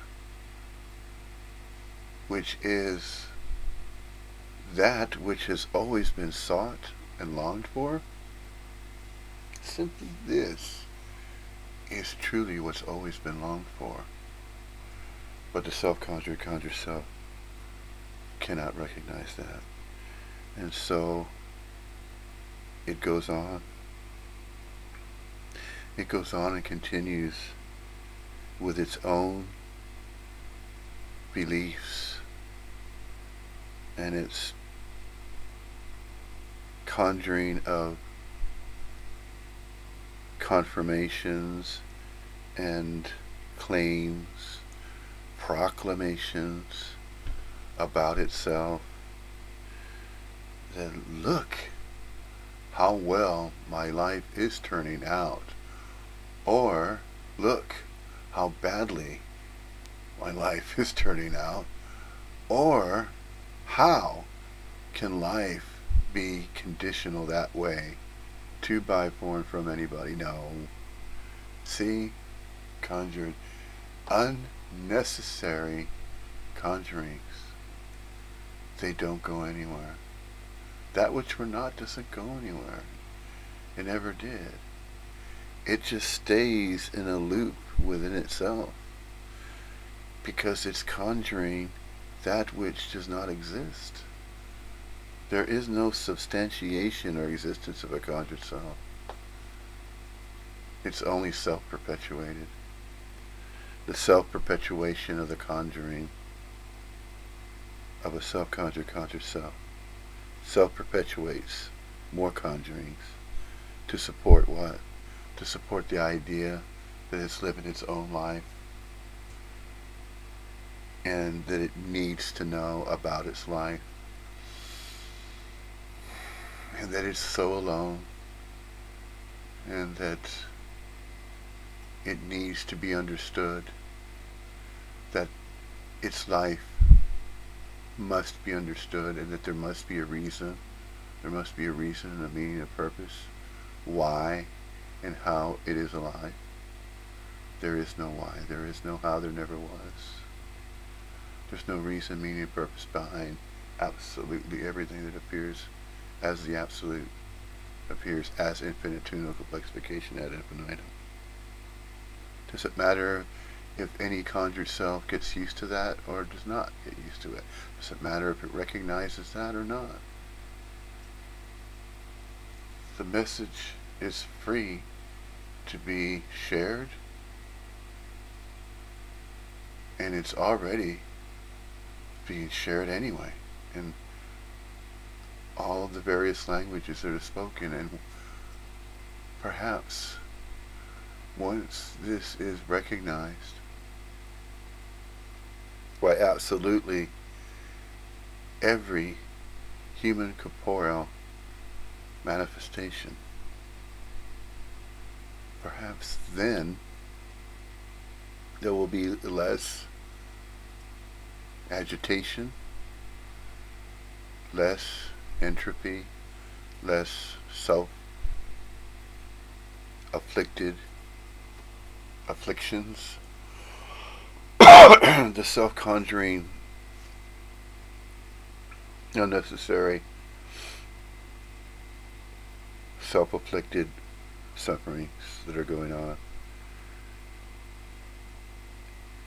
whereby the mental thought system has such a tight grip on the self-conjured self, and it entertains this idea of separation that, man, you really need to do something about your life. If you don't, it's going to turn out this way or that way. No. Nothing has to turn out this way or that way. There are no specific conditions for anything to appear to happen as though there are separate occurrences and events happening to, by, for, and from someone. Nothing is happening to anybody. Absolutely nothing is happening to, by, for, and from anybody. There are no separate people anywhere to be found.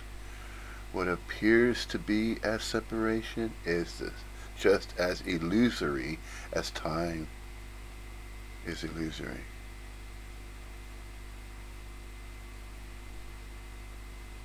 The absolute is timelessness. It's timelessness. It's beyond time. It's beyond space and time. Beyond it. Simply because it's infinite to complexification. It is the infinite universe. It is manifesting the infinite universe. Absolutely. That's right. It's the absolute. It is and it is not. We are and we are not. Ad infinitum. And so it is, and so it is not.